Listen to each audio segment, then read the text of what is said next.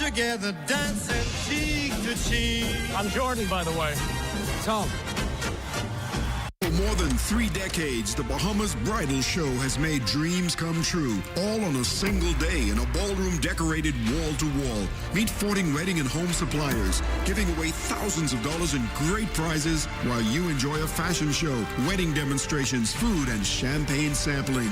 Someone to Love comes to Bahamas Grand Hyatt, 2 p.m. Sunday, March 22nd. Purchase tickets for this spectacular wedding and event show at bahamasevents.net or call 421-9783.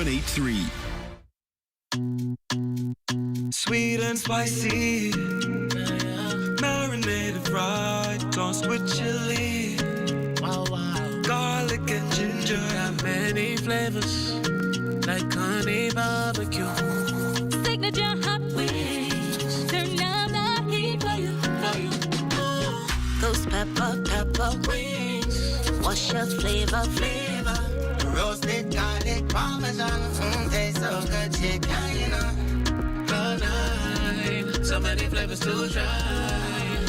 What's your flavor? Honey barbecue, sweet and spicy, all new. Signature hot wings. what's your flavor? Roasted garlic parmesan, tastes so good, chicken. Ghost pepper wings.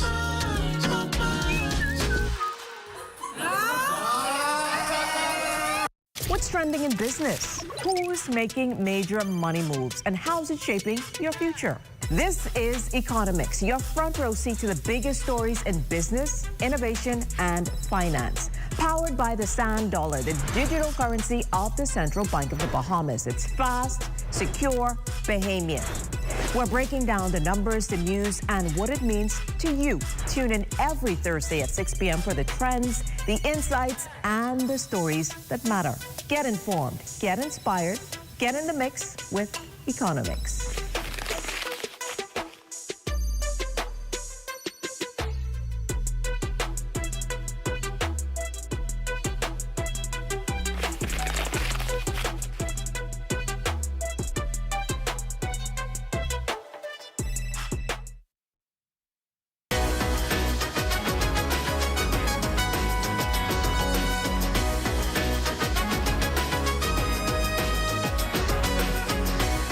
We've got something that's gonna make music lovers sit up and take notice. Heineken is turning dreams into reality by sending one lucky fan and a friend to the ultimate festival experience at Coachella.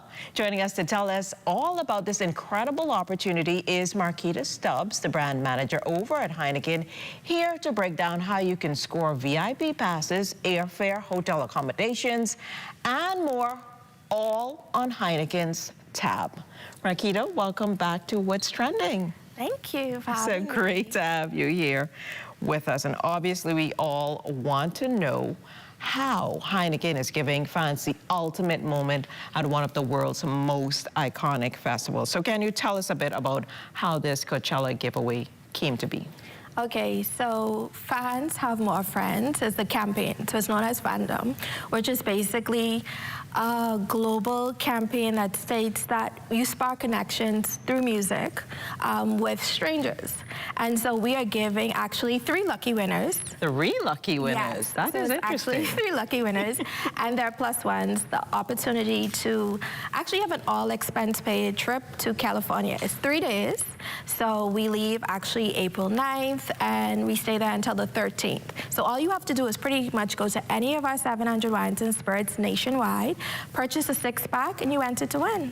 So why did Heineken decide to create this main character moment for friends? Okay, so Heineken Fandom campaign is all about bringing all 3 of our platforms together. So it's Coachella, which, you know, music transcends to everyone. So everyone loves music. The next one is Formula One and UEFA. However, we said, you know what? It's going to be a lot more publicity, but also more trendy, more catchy if we go the Coachella route. So we basically decided to go that route. We did it in 2024, and it was a really great success. And we wanted to bring it back this year to give winners the opportunity to experience it again. That sounds good. So what makes this VIP Coachella experience unique compared to regular festivals? Okay, so this is a little bit unique because one, Coachella is already sold out. So that's a huge thing. That is huge. Two, it's a 3-day event. So we get there on Friday. Well, we get there actually on Thursday, but the event actually is a 3-day event. And so you are actually seeing all of those performing artists those different days. Not only that, we also have Heineken House. And Heineken House has its own artists as well. So you have like Wale, you have Corey Ray, you have Sean Paul. So you have like a lot of these amazing artists that are going to be there. So it's Coachella, but then it's also Heineken House. So you get to enjoy that aspect as well. Also, you have VIP experience, so you are actually experiencing everything that's Heineken. So you are literally being exposed to the brand even better and even more. That sounds like a whole lot of fun. So obviously this is the key question. Can you explain how easy it is to enter? And are there any tips to make sure your entries count? Okay, so one, we're going the first week of Coachella, which is different. So the last time we did it, which is in 2024, we went the second week. This time we're going the first week. So that's when all of the influencers, the celebrities are there. So it's going to be quite hectic and very busy. And then not only that, you just go into 700 Wines and Spirits, as I mentioned, purchase a 6-pack. We have participating accounts that are actually doing it as well as some restaurants as well, where you just purchase a bucket. So it's quite easy. You can go anywhere in Nassau, anywhere in the Family Islands, and you're able to, you know, purchase Heineken. I know, right? So what's been the fans' response so far? Any stories, any reactions? Because everybody, I think, wants to go to Coachella. Yes. So it's quite niche. So a lot of people really don't know about it. It's very, I want to say bourgeois, but it's fine. I guess. So we have persons who are really excited about it. And not only that, we're giving away a ticket plus your +1 that's actually going to be at the Heineken after party. That's just going to be March 27th. So I think that one is even easier because you don't have to wait until April 3rd when we announce the winner. You actually get that same night. So you come to the event, you purchase Heineken, and then you do the drawing that same night.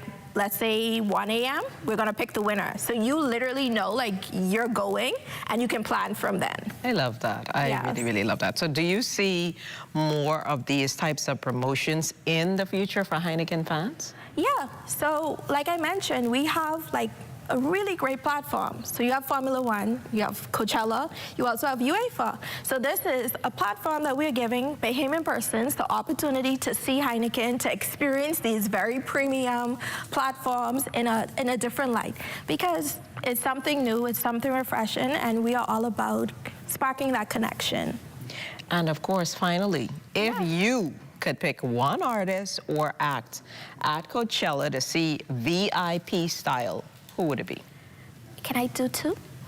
Why not? I mean, it's 3 days, huh? Okay, so I want to see Justin Bieber, but I also want to see Wale. But he's actually at Heineken House. Okay, so that's 2. But I want to see Teddy Swim, so that's 3. That's 3 in there. Well, there you have it. One lucky Heineken fan and a friend will have the ultimate festival dreams at Coachella, all thanks to Heineken. So thank you so much, Makita. Don't miss out on your chance. Grab your 6-pack, send in your receipt, and maybe your next Instagram story will be from the VIP stage in Indio, California. Thanks again for joining us. More What's Trending after the break.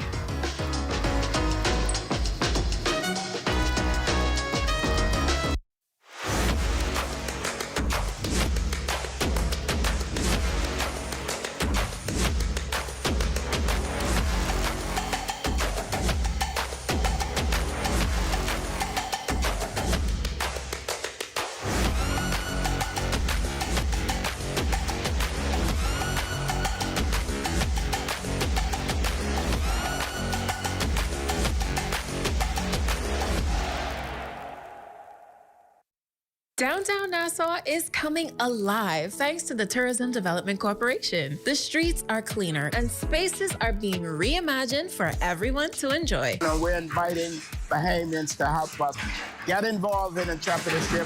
Come and talk with us as the Tourism Development Corporation and help us to revitalize downtown and create opportunities for Bahamians. With the revitalization efforts of TDC, it's a downtown you can see, feel, and be a part of. What's trending in business? Who's making major money moves? And how's it shaping your future? This is Economics, your front row seat to the biggest stories in business, innovation, and finance. Powered by the Sand Dollar, the digital currency of the Central Bank of the Bahamas. It's fast, secure, Bahamian. We're breaking down the numbers, the news, and what it means to you. Tune in every Thursday at 6 p.m. for the trends, the insights, and the stories that matter. Get informed, get inspired, get in the mix with Economics.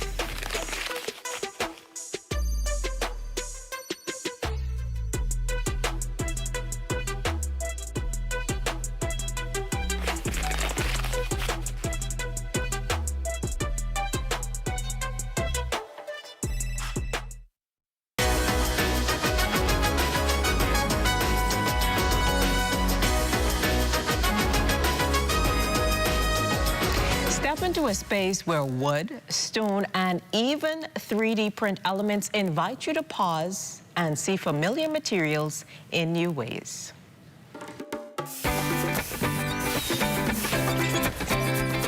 Culture and Color, presented by Dungaluk Studios Art Gallery. That's Roots and Revery, the debut exhibition by John Canoe, opening this Friday at Dungaluk Studios. From Bahamian woods to coconut, rock, and digital components, each piece tells a story through texture, form, and imperfection. A celebration of craft, memory, and imagination. This show is a must-see for art lovers across the Bahamas. Welcome to the show. Thank you for having me. It's great to have you here with us, and obviously so much is happening. But for those who haven't yet experienced it, can you describe the inspiration behind Roots and Revery? Yes, I hope all is well with you. All is indeed. So the inspiration behind it is just trying to find something new, trying to explore new opportunities for young Bahamians, including myself. And the inspiration really came from a tree that was cut down in my yard, a sea grape tree, that I wanted to convert into a coffee table. I had a few challenges, and now I'm having an exhibition. So why did you choose Bahamian woods and natural elements or materials as the foundation for the exhibition? So I stumbled across the woodwork, which I mentioned was because I cut down a tree in my yard. Right. You said that you had a tree, you cut it down, and then you created it or turned it into this experience that people are now going to see in your exhibition. How important was it then to use those materials? I mean, it was accidental at first, but how did that shape the craft for Roots and Revery? So, start off with, I was building a brand, John's in Canoe, and it was supposed to be a marketplace, an online marketplace for local artists to be able to sell their artwork and whatever product it is that they have overseas. Okay. And I stumbled across it after cutting the tree down. I wanted to create a product, and I ended up having some inspiration and some mentor to help me, guide me along the way in terms of how to get that tree and that table to be stable and also have a unique and fun looking style to it. The reason why I chose the trees and just the wood element of it is because in the Bahamas, our resources could be a bit limited, but also we have some rich resources and rich in history, and that's where the island greens come from that tells a story of its own.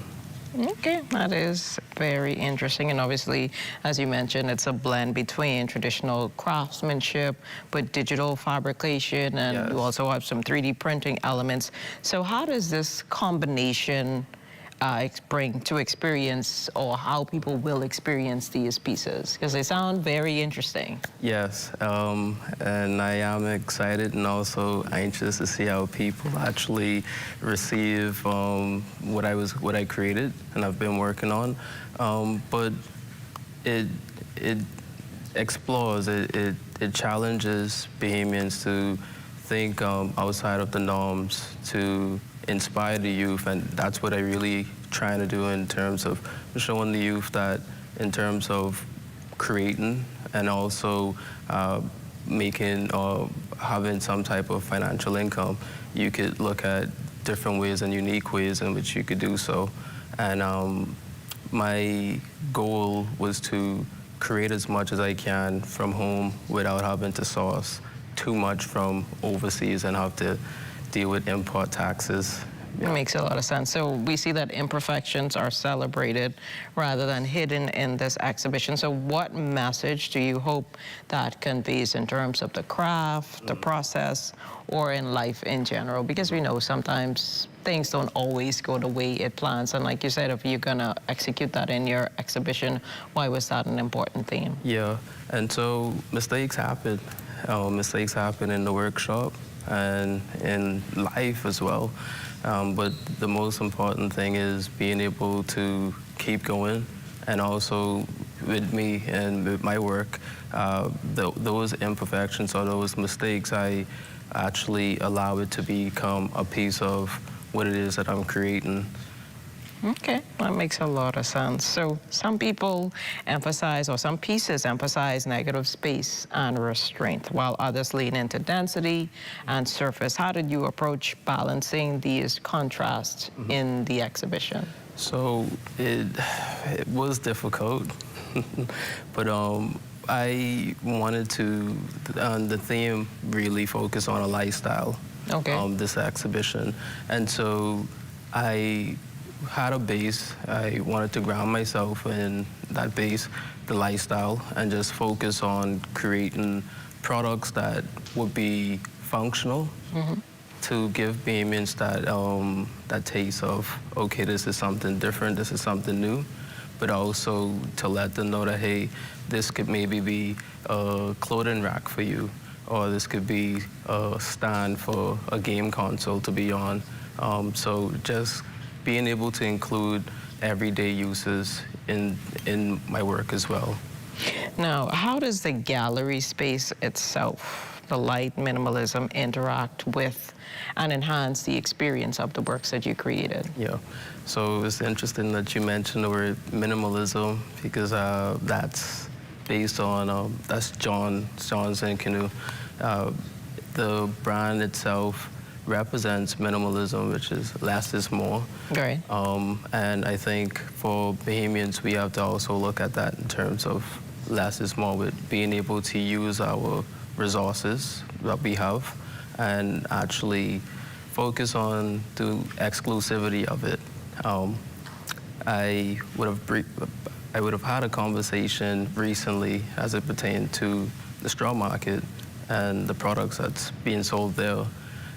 Majority of it is imported, and as our current government try to focus on the orange economy, I think that minimalism, or the idea of less is more, is the way to go? Yeah. That makes a lot of sense. So in what ways do you hope then that audiences will reconsider familiar materials or their expectations in terms of form and function after seeing your collection? Yes, so not the first to start it, and I'm sure it won't be the last, but I want the audience to just have an appreciation for our beauty and our roots. And is that something, too, that a person should keep in mind when they come out to see the exhibition, or what are you hoping is their takeaway from it? Just to continue challenging your thoughts, to continue exploring new and creative ways in which we could grow our country. My goal behind this was to host an exhibition and actually showcase just being able to try something new and not being afraid to do so. Yeah. All right, well, definitely you made that happen. Thank you so much, John Canoe, for showing us your talent and also bringing the energy here for us today. So thank you so much. Thank you. Well, the show opens this Friday, March 6th at Dunkel Lake Studios and runs until March 25th.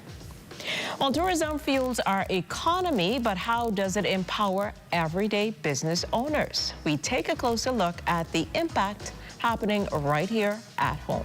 That's after the break. If you would like to be a part of What's Trending, DM us on Instagram at What's Trending on ZNS.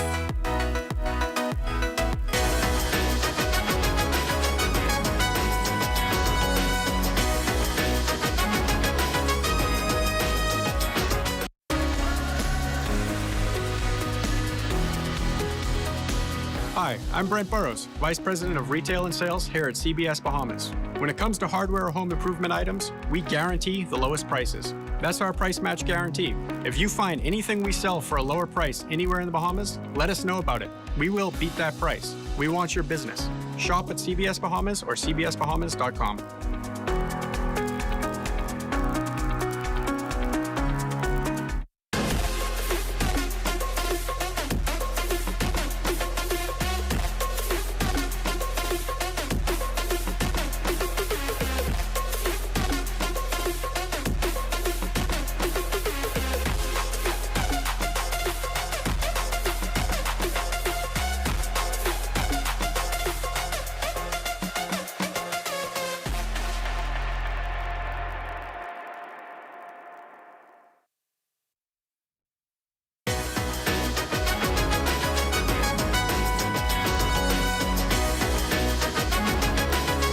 Tourism is the beating heart of our economy, powered by Bahamian entrepreneurs who are building, innovating, and redefining island experience. Enter the TDC, the force helping local businesses level up and create sustainable opportunities across our islands. Island Innovators, presented by the Tourism Development Corporation of the Bahamas.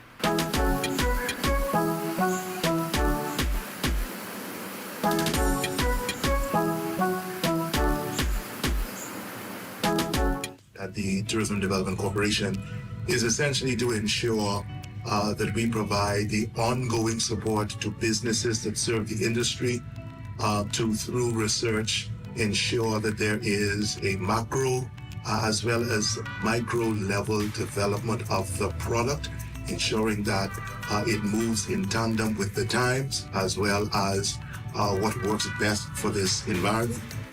Our support to the micro, small, medium-sized enterprise grouping, specifically those in tourism and hospitality, is far-reaching, far and wide. We have any number of programs. Many of them are technical support programs. We have training initiatives like the Hospitality Assured Credentialing Program. It is an international credentialing system that walks through, for a period of months, businesses through a very structured program to help them improve in terms of business and service. We have any number of other training programs, webinars that we extend to businesses and to fledgling companies or just persons who have an idea throughout the Commonwealth of the Bahamas. We have pitch competitions where we award thousands of dollars to persons who have great ideas, or for persons who would have been in business for a short period of time and they just need that next little bit of capital investments to be able to grow or scale their business. The TDC is very focused on national development. This is not a Nassau-focused corporation. And so we have already been in 11 islands of the Bahamas with our pitch competitions, with our training initiatives. We have already been in about 12 of the islands of the Bahamas with our Home Sweet Home program. It is our vacation home rental incentive where we're providing grant funding to persons who have a cottage, an apartment, and they'd like to enter into that vacation home rental space. Of course, we all know that we've been stagnant for some time in terms of the number of available rooms that we have for visitors. And so everything and all of the efforts that we can to deploy to ensure that we increase that number in a significant way is worthwhile. And we have also entered into that space of trying to increase and improve the numbers. Our lifeguarding program, we've had 5 iterations, in fact 6 iterations of that. We're looking again within the coming weeks and months to have any number of new lifeguards certified through our ALA program, specifically this quarter in New Providence, Grand Bahama, Abaco, Acklands, and Crocodile.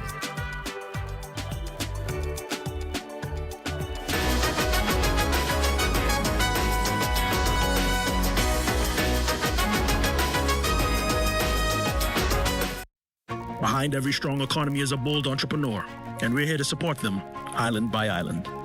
On Eleuthera, we've helped 122 entrepreneurs turn their dreams into thriving businesses. Through over $3 million in approved funding, the SBDC is strengthening Eleuthera's economy by investing in its leading sectors: tourism, food and beverage, and agriculture. No matter the island, every business we support strengthens the economy, starting with yours. SBDC Bahamas. The Ministry of Education and Technical and Vocational Training advises the public that the registration process of the 2026-2027 school year for public school students has commenced. Parents are urged to register their children before the deadline of the 31st of March, 2026. Here's what you'll need: your child's proof of identity, immunization card, their most recent transcript or report card, parents or guardians' proof of identity. Register before the deadline to ensure a seamless transition into the new school year. Don't delay. Register today. What's trending in business? Who's making major money moves? And how's it shaping your future? This is Economics, your front row seat to the biggest stories in business, innovation, and finance. Powered by the Sand Dollar, the digital currency of the Central Bank of the Bahamas. It's fast, secure, Bahamian. We're breaking down the numbers, the news, and what it means to you. Tune in every Thursday at 6 p.m. for the trends, the insights, and the stories that matter.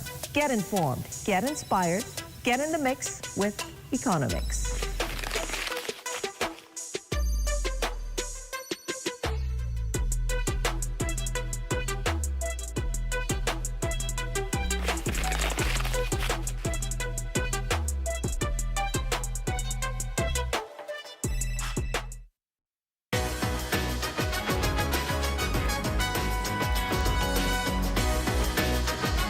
On Wednesday, get inspired from bold nail designs to building a loyal clientele. See how passion meets profit.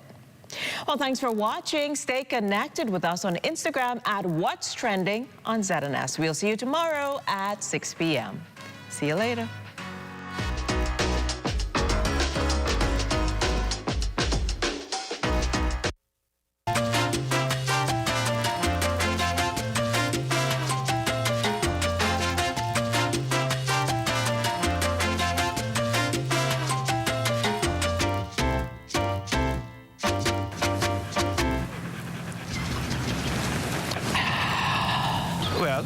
Well, what about me? What about you? What? Well, I thirsty too, you know. You want to see all the water out there? Well, why you don't give me your water, and then you go try and drink that salt water? You crazy, eh? I ain't the one talking to a dog, you know. Ain't nobody could drink salt water. Then why you won't give it to me? All dogs need fresh, cool water and sufficient shelter from the sun all year round, especially on the beach and during the hot summer months. Summers are very hot here in the Bahamas, so please make sure all pets have ample, cool, fresh water in proper containers and sufficient shelter from the sun, even on the beach. And make sure all dog houses and kennels have proper ventilation. Let's make it Bahamian to be humane. This message has been brought to you by the Bahamas Humane Society and the Broadcasting Corporation of the Bahamas. Breast cancer is the leading cause of cancer deaths in the Bahamas and in Bahamian women. At present, we are unable to prevent breast cancer, but performing screening mammograms can detect breast cancer at its earliest when there are no symptoms and when it is more likely to be treated successfully. All women should have a primary health care provider who is aware of their medical history, family history, and risk factors. Women 40 to 45 years can choose whether to start screening in consultation with their physician. All women 45 to 54 years should have an annual mammogram. Women older than 55 years can have a yearly mammogram or choose to have one every 2 years. Monthly breast self-exams in conjunction with the mammogram can increase the odds of early detection. Be proactive about your health.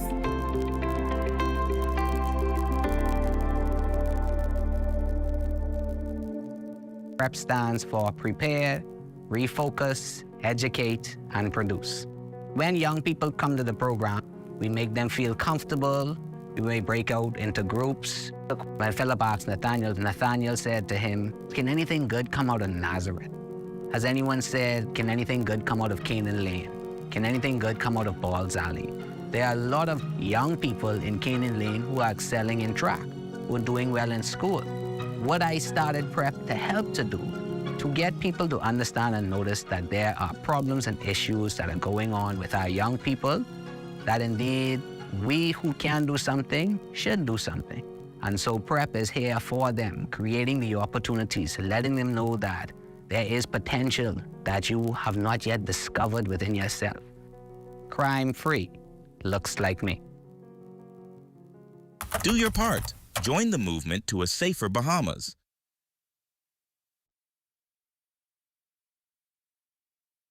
Gymnastics requires discipline, dedication, and a strong sense of balance, just like doing good in our community. In gymnastics, every move counts. Every step, every leap, every turn. Just like in our communities, where every action, every act of kindness, every effort to help makes a difference. I am the creator of Posh Go Symposium. Posh is a symposium for 5th and 6th graders at Queens College, where they are encouraged to be more passionate, optimistic, strong, and healthy, and stamp out hunger. We collect unused quality stamps to feed the hungry. Some people don't have the basic necessity of food, so I wanted to be able to help. Be the balance, the strength, and the grace your community needs. Together, we can achieve greatness. Crime-free looks like me. Do your part. Join the movement to a safer Bahamas. Diabetic eye disease is caused by changes in the blood vessels of your retina. This disease is the most common cause of vision loss among patients with diabetes and is the leading cause of blindness and visual impairment in working-age adults. Symptoms of diabetic eye disease can include floaters in your vision, blurred vision, fluctuating vision, impaired color vision, or generalized loss of vision. Smoking can quadruple your risk of progression of this disease. Bottom line is, smoking will cause you to go blind faster with diabetes. So quit smoking. Also, for expectant mothers who are diabetic, it is very important that you have your eyes examined during pregnancy, as rapid changes can occur in your eyes during pregnancy. And remember, good eye health is a combined effort between your eye care team, your medical doctors, and you, the patient. This public service announcement is brought to you by the Public Hospitals Authority in conjunction with the Medical Association of the Bahamas and the Broadcasting Corporation of the Bahamas. Hepatitis is the inflammation of the liver, which is the organ responsible for filtering toxins from the body, producing bile for digestion, and producing proteins and clotting factors. The most important cause of hepatitis worldwide is viruses, of which there are 5 main types: A, B, C, D, and E. Hepatitis B and C are major health challenges globally, affecting over 300 million persons worldwide. The suspicion of hepatitis may be a challenge, as there are typically no symptoms. However, if infected, non-specific symptoms may include decreased appetite. At Bahama Boulevard, I'm Sean Innes. This is ZNS.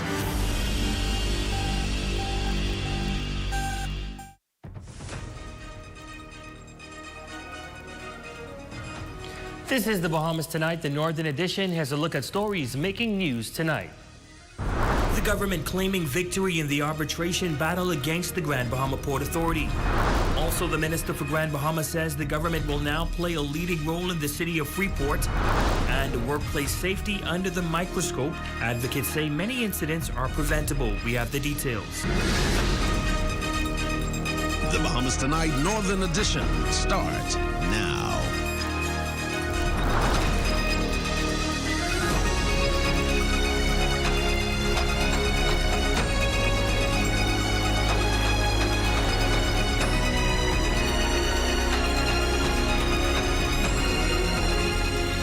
Good evening and welcome to the Bahamas Tonight, the Northern Edition. I'm Ramiko Knowles. Thanks so much for tuning in. We do apologize for tonight's late start.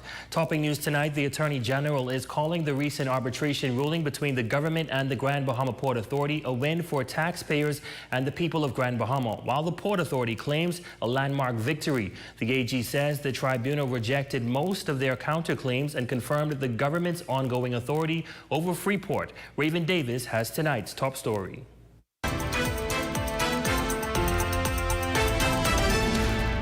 The Port Authority is calling it a landmark victory. In a statement released Tuesday morning, GBPA says an arbitration tribunal has dismissed the government's $357 million claim under Clause 15D of the Hawksbill Creek Agreement in full. GBPA says the ruling clears a prolonged cloud of uncertainty hanging over Freeport. The tribunal also found the government in breach of the agreement for failing to approve environmental bylaws and has directed both sides to make submissions on possible damages. Stakeholders say the decision comes at a critical moment for confidence in investment and the future of Freeport. But at a press briefing at the office of the Prime Minister, Attorney General Ryan Pinder pushed back sharply on that account. He blasted the GBPA's statement, saying it does not accurately reflect the ruling. We would argue that statement is misguided, misleading, and does not portray the true intention of what the award ruled on. That is why they would have only released the last page of the award. The award is 139 pages. The Attorney General is calling the tribunal's decision a monumental win for clarity, not just for Grand Bahamians, but for the Bahamas as a whole. The tribunal confirmed that the Grand Bahama Port Authority has an ongoing contractual obligation to make annual payments to the government for the benefit of Bahamian taxpayers for the remainder of the term of the Hawksbill Creek Agreement until 2054. He says the ruling confirms that the government retains ongoing regulatory authority in Freeport and the wider port area. The Grand Bahama Port Authority had originally filed 8 counterclaims seeking more than $1 billion in damages from the government for what it described as wrongful interference in the administration of Freeport. But Pinder stressed that the tribunal rejected 7 of those 8 counterclaims, including the GBPA's bid for expanded governance powers over licensing, immigration, customs, development, and other regulatory matters. The GBPA also wanted a declaration that the government was not entitled to regulate immigration in the port area.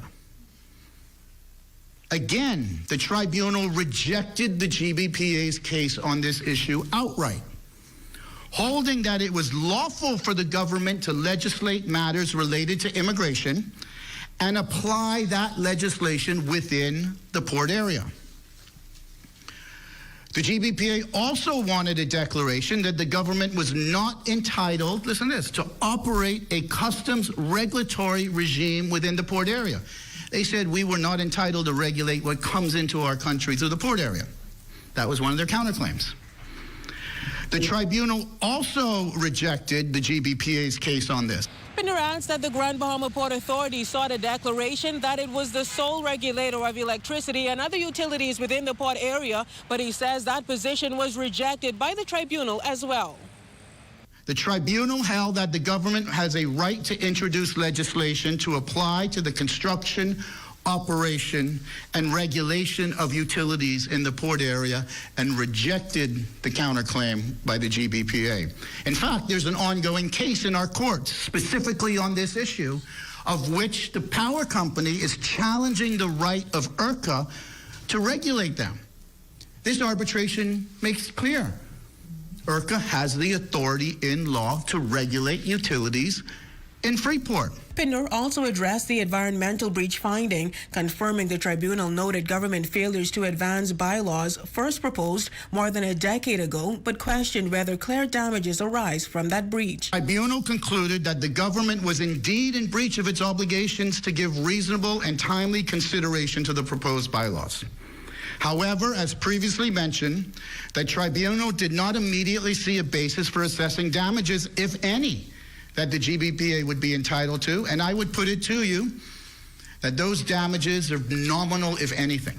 Now, this high-stakes arbitration stems from a government notice filed in May 2024, seeking reimbursement from the Grand Bahama Port Authority for millions in costs tied to administering Freeport, a dispute that ultimately triggered formal arbitration proceedings. The full award has now been published online by the government. However, key legal and financial questions remain, including whether damages will be awarded and what, if anything, either side may ultimately owe. For the Bahamas Tonight, the Northern Edition, I'm Raven Davis. Thanks, Raven. Well, the Minister for Grand Bahama saying that the government of the Bahamas now has the leading role within the city of Freeport and the island of Grand Bahama. This as more details have been revealed on the government and Grand Bahama Port Authority's ruling tonight. She says a major historic governance shift is now underway on the island of Grand Bahama. Sherelle Dames has that report. The government of the Bahamas is for the people of the Bahamas, and it's not a private entity running a city. The Minister for Grand Bahama emphasizing that national leadership and not a private entity best carries the mandate for representing the people of Grand Bahama. Her comments come following a press conference on the partial decision of the government versus the Grand Bahama Port Authority ruling. Finally, it has been resolved that the government has a binding say in the administration, management, and regulation in the city of Freeport.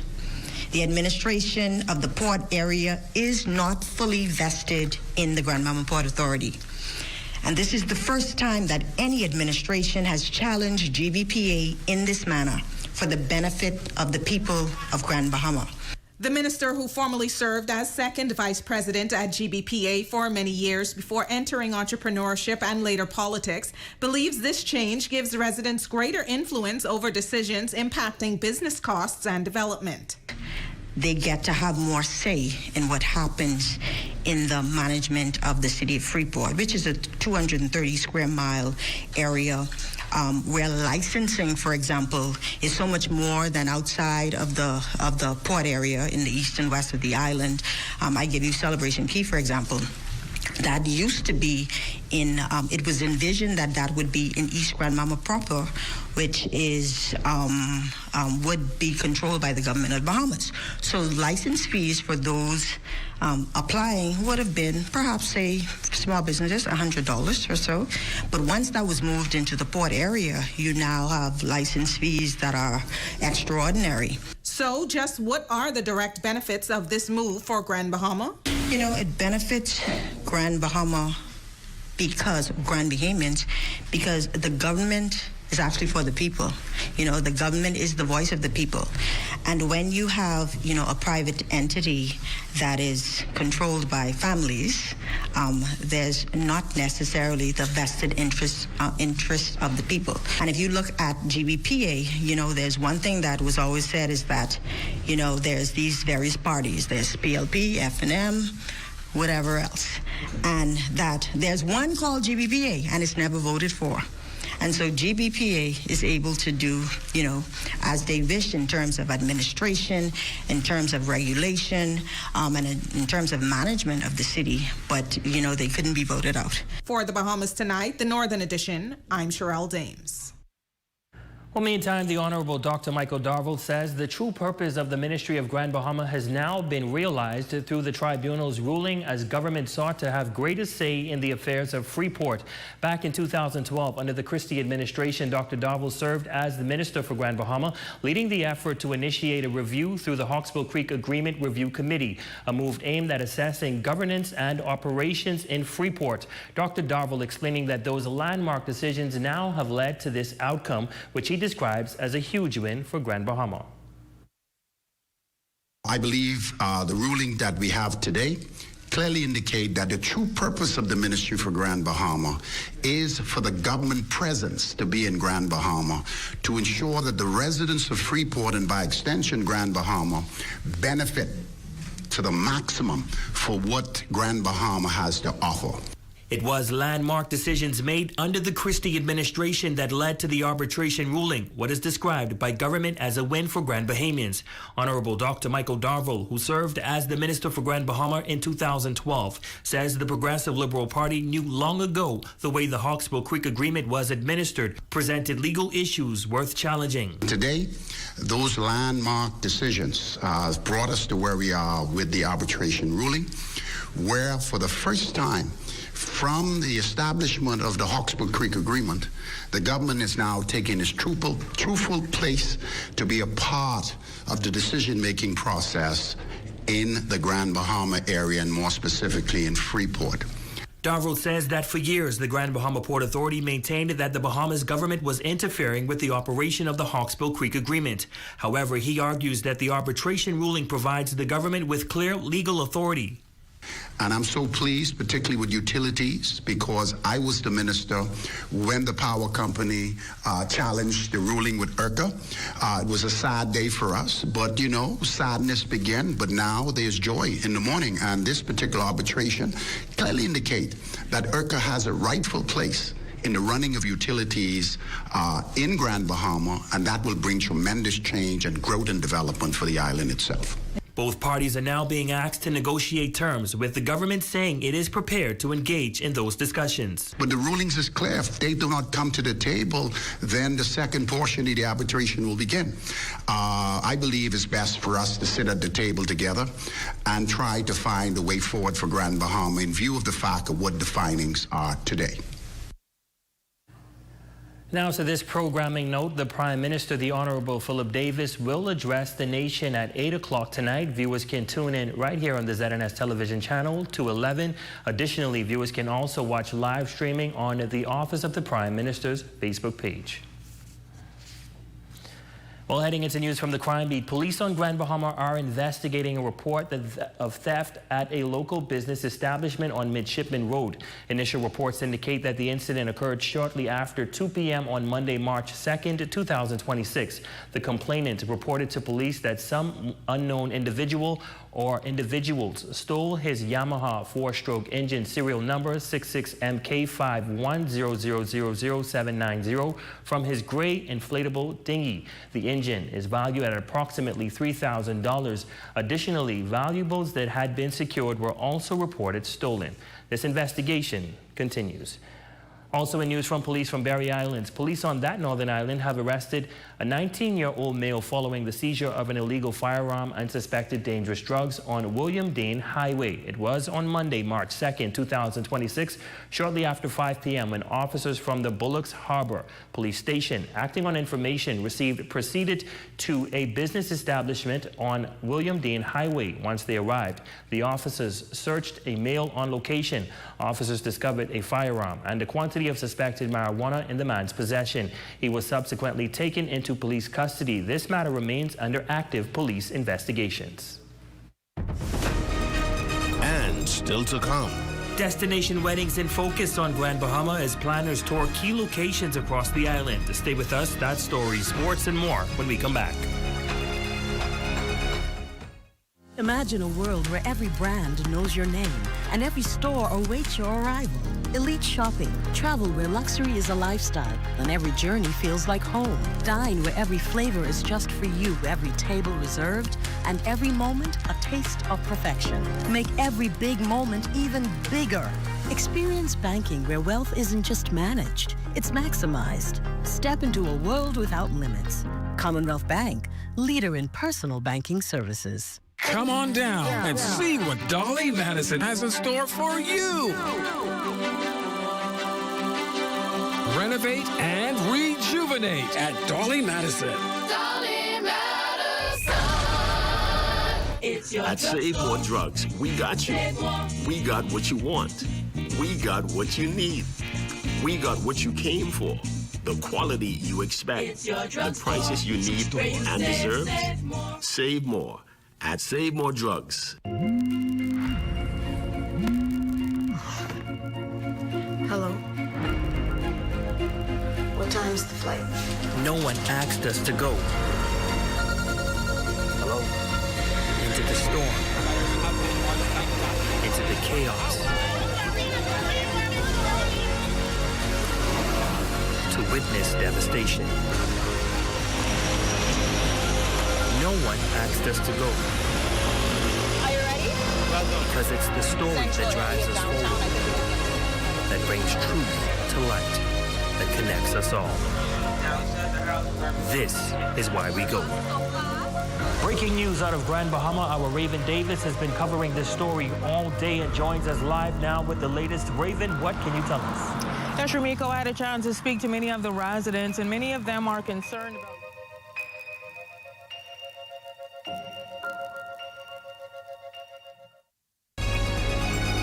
Your #1 team in the north. Only the sun covers the Bahamas better. Welcome back. The Ministry of Tourism, Investments and Aviation welcoming multiple wedding planners and travel agents during its From the Bahamas with Love Romance travel celebration. The promotion gave planners an opportunity to visit various landmarks on the island, which would give planners and their potential clients a broader lay of the land to possibly host their destination here in Grand Bahama. And as it turns out, Grand Bahama is a destination for love.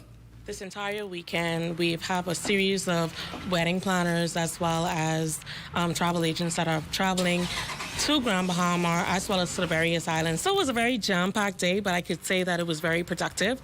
Some of the items that they saw was hotel properties, and some of those hotel properties were Viva, the Atino Beach, as well as Pelican Bay, just to name a few, as well as we've had the Dolphin Encounter today, which I'm sure one of the planners will tell you more about. Following their visits to Garden of the Groves, Tino Beach and other sites on the island, wedding planners Roma Thacker and Adelia Damai had nothing but rave reviews to present to their clients. For every kind of couple, I believe there's something for them here in Grand Bahama. If they want to be sustainable and just have a wedding that is, you know, you don't have to spend too much, but you still have a beautiful wedding that's meaningful, it's here in Freeport. If you want to get married on the beach, it's here in Freeport. If you want to get married in a garden surrounded by nature, it's here in Freeport. Got to see, you know, the rooms, the areas that we can have events at, and everything was perfect. People are so hospitable here, and that's what I really enjoyed, you know, to bring the couples here to understand what this place is all about and the Bahamas to have a beautiful celebration. We salute our Facebook friend of the night, Matt Bain. We thank you for your support and hope that you're enjoying your day. What's happening in sports? An aerial flag football is in the books. Buckle up your seatbelts. There's a whole lot of fast-paced action. All right, that's coming your way next. Stay tuned. We'll be right back after the break. Melinda Whitney, teaching diary. One of the most damaging words a child can hear from a parent isn't a curse word. It's this one, disappointed, especially when it's used as a label and not a lesson. When a child hears, "I'm disappointed in you," they don't hear correction. They hear, "I'm not enough. I failed you. I lost your love." Discipline should correct behavior, not attack identity. There's a difference between saying, "That choice was disappointing," and saying, "You disappoint me." One teaches responsibility, the other teaches shame. Correct the action. Protect the child's heart, because children don't need perfect parents. They need parents who discipline with love. Save more drugs, from cosmetics to prosthetics. What you need for your family, the brands you're looking for, the quality you expect, vitamins you need, and prescriptions you gain. Feel the love. Save more at Save More Drugs.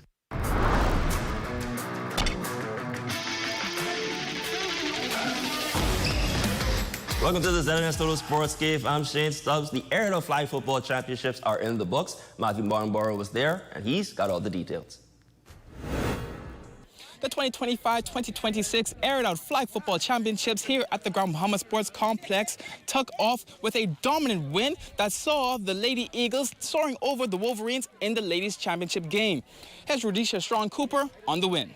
We have most of the dominant defenders and offenders. We have hands, we have flag pulling, so it was no doubt that we would win, but nerves, definitely. An upset in the co-ed title game is in the cards as Cold Hearts taking the crown from the reigning champions, No Mercy, 26-20. Colhart's QB Alan Smith says setting the tone early led to the win. We just came together the last 2 weeks and tell each other, well, we next man up. We just got to keep working. With this season coming to a close, Air It Out President Junero Roswell says the league's future remains bright. Our hopes is for us to have more teams next year, especially inside the ladies division, and even get more younger persons that are part of it, because flag football really taking off right now, especially on the female side of it. For ZNS Total Sports, I'm Matthew Martinborough. Over at the St. George's Gymnasium, night league action continuing to heat up. 242 Elite and the Pelican Bay Flyers went down to the wire, but it would be 242 Elite prevailing at the final buzzer 71-70. Lathan Austin poured in a game-high 25 points. Mon Ryan Saunders led the Flyers with 22. In the second and final game of the night, the Pizza Hut Lions added another W to the win column, this time at the expense of the Little Bull Shooters 65-42. Ahmad Pratt led the charge with 24 points for the Lions. Giovanni Martin had a team-high 16 points for the Shooters. And finally, in sports, results from Rising Stars softball with just one game on top. The Lady Strikers halted the H2O Trucking Rebels by a final score of 20-7. Jasmine Rose was credited with the win. Courtney Munnings was tagged with the loss. And that's your sports fix this evening. Your local forecast is next. I'm Shane Stubbs. Catch you all on The Rebound. Tonight's weather forecast is brought to you by Royal Star Assurance. 'Cause it's so beautiful.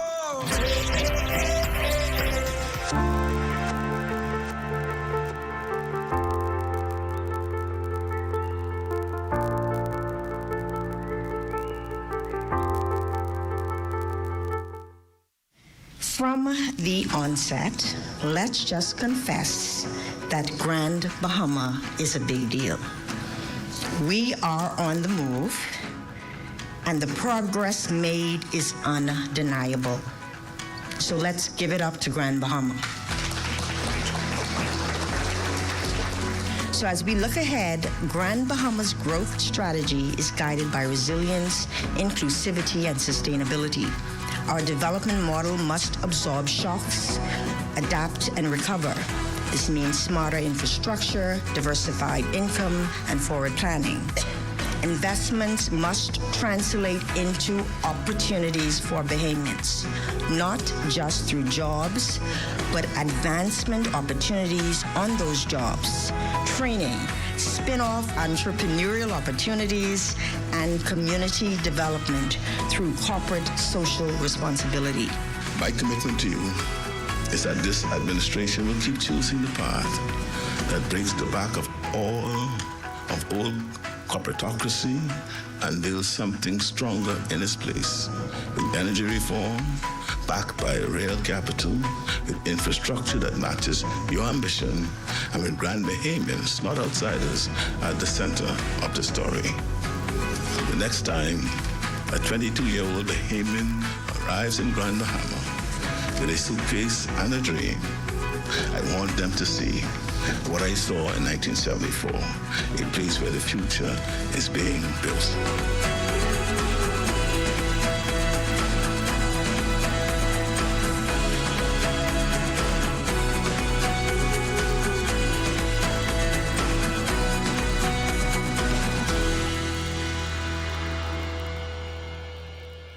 Save more drugs. We got you.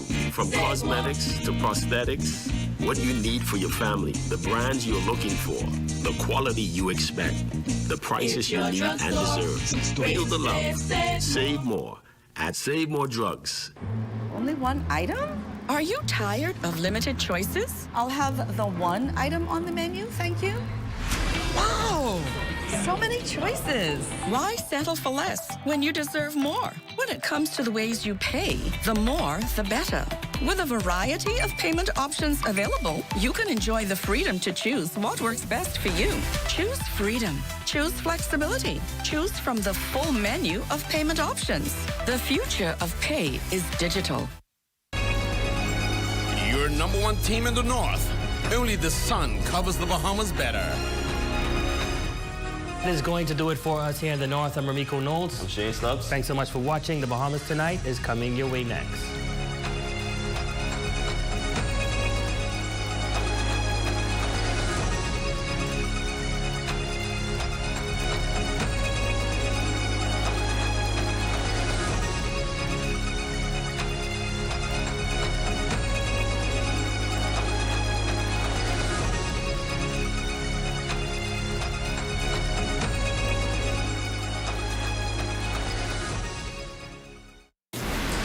Coming up in the Bahamas tonight, a long-standing power struggle ends with the Grand Bahama Port Authority possibly losing much of its control. We have the details of where things stand and what the next phase will look like. Plus, buckle up the expected impact of the deepening Middle East crisis and how the government's looking to soften the blow. And what's behind the delay in completing the Gladstone Road improvement project. The Bahamas tonight, the National Report starts now.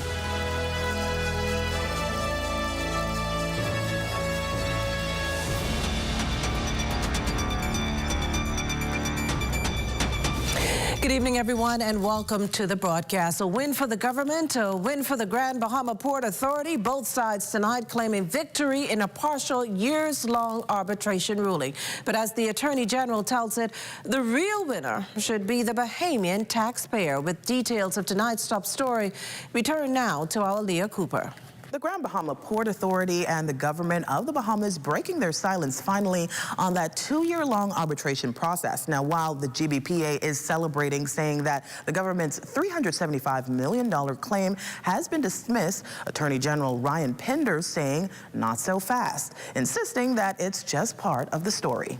According to the Attorney General, the partial award handed down on February 26 confirms what he calls good news for Bahamian taxpayers. The tribunal ruling that the Grand Bahama Port Authority has an ongoing contractual obligation to make annual payments to the government until 2054 under the Hawksbill Creek Agreement.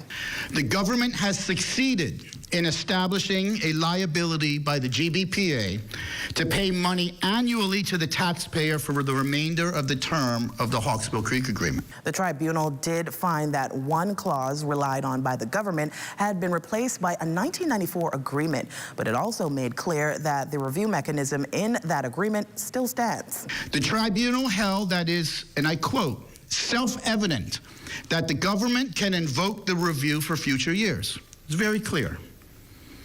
Confirming that it remains fully enforceable and rejecting any suggestion that the review provisions had now become inoperable. The actual amount owed, that will be determined in the next phase of arbitration.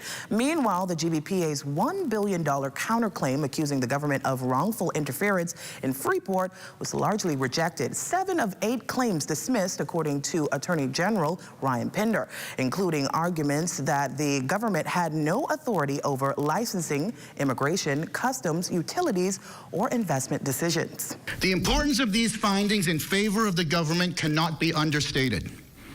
The GBPA's attempt to exclude the government from any involvement in the administration of Freeport would have a significant governance impact on Freeport, and its attempt to secure huge amounts of taxpayer money for itself, over $1 billion in their first claim, by way of damages, on this basis would have had significant fiscal implications for the country.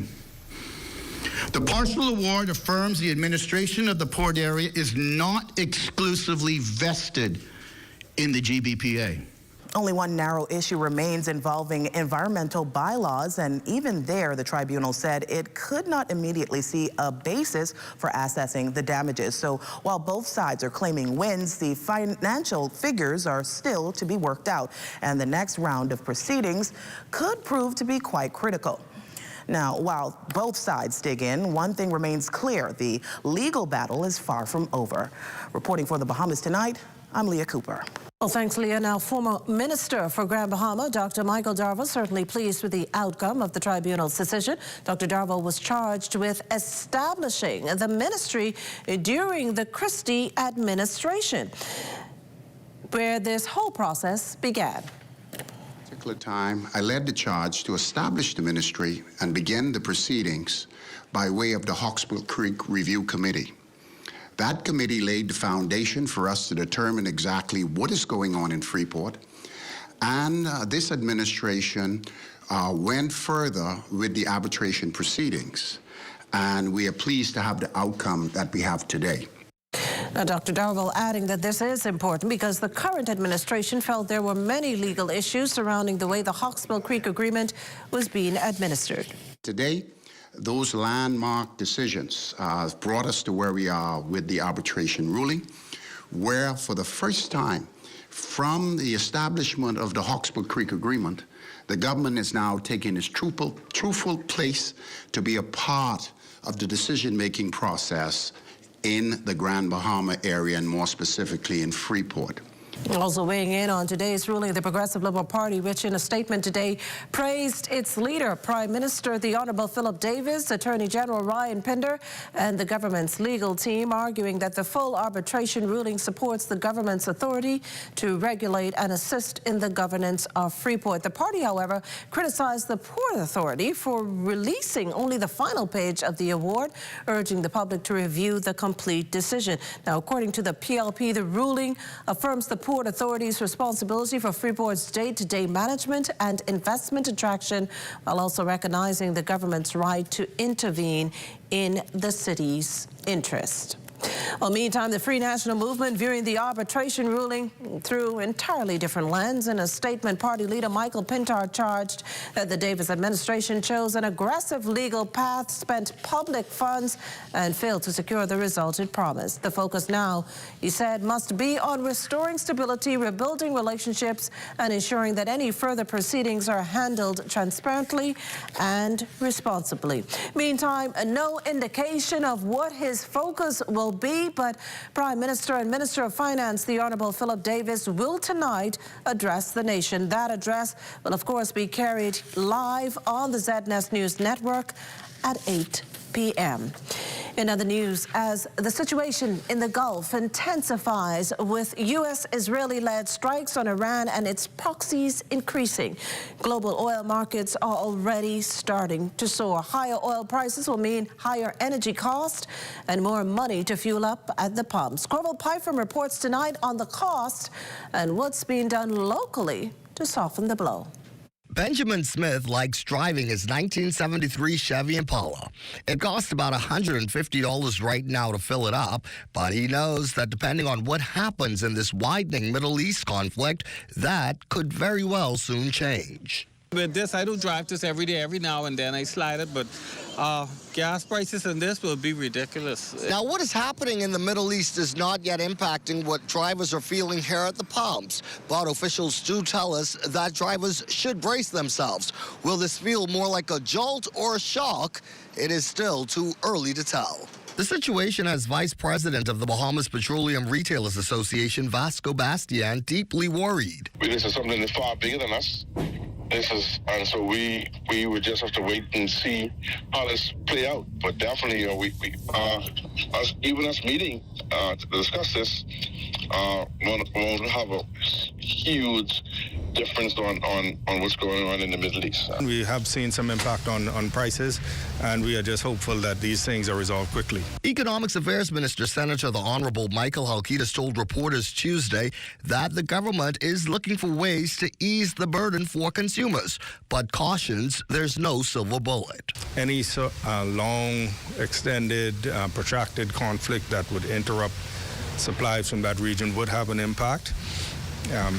I understand that some other producing countries have pledged to increase their production to offset that. And still for some, a solution cannot come soon enough. A lot of people are hurting in this country. Yeah, man. When you look at the gas, when you look at the grocery, some people can't tell you they lost.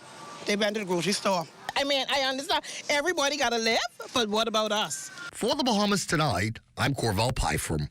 Well, closer to home, despite the government's mid-year budget statement showing the deficit at more than $340 million for the first 6 months of the 2025-2026 fiscal year, Economic Affairs Minister Senator the Honourable Michael Halkitis is pretty confident the government is on track to meet its targets. This is a normal feature of the Bahamian economy and Bahamian budget, in that the bulk of our revenue is collected in the second half. Things like business licenses, bank fees, road traffic fees, property taxes, they are concentrated in the second year. So if you look last year, we had the same conversation. The year before, I think we had the same conversation. And we are confident that we are on target to meet our targets. Still talking dollars and cents, the government's relying heavily on the Customs Department pulling in its share of revenue when the numbers are crunched late June. But as Lloyd Allen tells us in this next report, catching every dollar calls for greater scrutiny in one key area. The still have issues with false declaration, persons not declaring properly.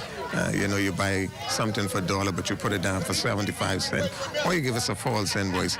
6 months in, and the country's major revenue earner is said to be on target with the money it has pulled in at this point. But as you just heard from Customs Comptroller Ralph Monroe, fraud continues to be a serious stumbling block. Sometimes we see persons presenting an invoice 2 and 3 times, or several importers providing the same invoice, and that's an area we're going into. And again, many of the concerns, he says, originate from freight forwarding companies, a troubling trend that has led the department to clamp down on those businesses in hopes of avoiding inaccurate declarations, targeting those failing to submit cargo manifests 12 hours ahead of arrival, increasing scrutiny and penalties, and focusing on compliance with C10 declaration forms and the handling of restricted goods. Focus has also been placed on building manpower, which will help redirect senior officers to the right areas. We're going now almost into 1,000. We're 900 plus strong. Okay, why I say that? Because as I speak, there are persons who are transitioning, they're retiring. And at the same time, you may find 1 or 2 persons moving out of customs into the private sector, or they may want to go into other areas of the public service. And so my numbers now should be well over 900 going into the 1,000 range. That said, Comptroller Monroe plans to expand the flexibility of his officers.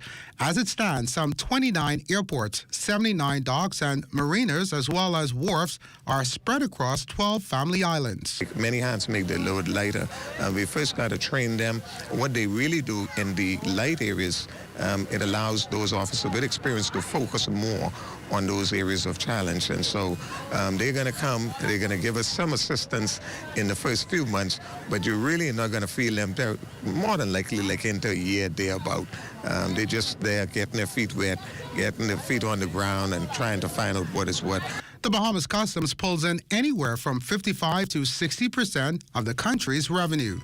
For the Bahamas Tonight, I'm Lloyd Allen. Coming up, we have an update on the Gladstone Road project. You're watching the Bahamas Tonight, the National Report. That story and more when we return.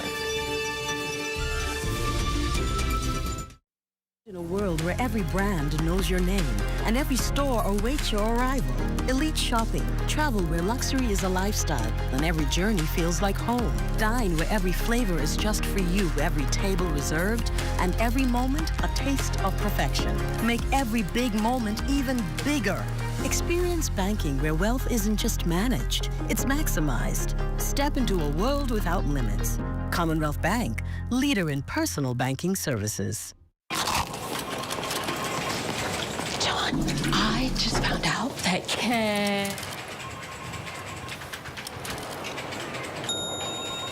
KFC has an irresistible promo. Crunch into the juicy flavor of the new KFC Rockstar, a classic made modern that's crunchy, melty, and grilled to perfection for all the journeys of your day. KFC, it's finger-licking good.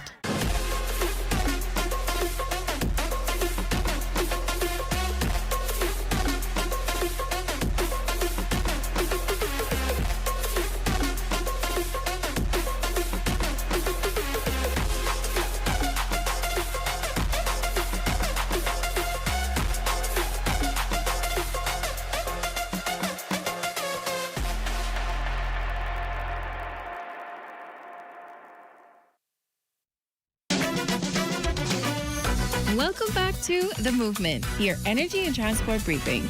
In this special edition, we look back at 2025, a year of milestones, breakthroughs, and real impact across both energy and transport in the Bahamas.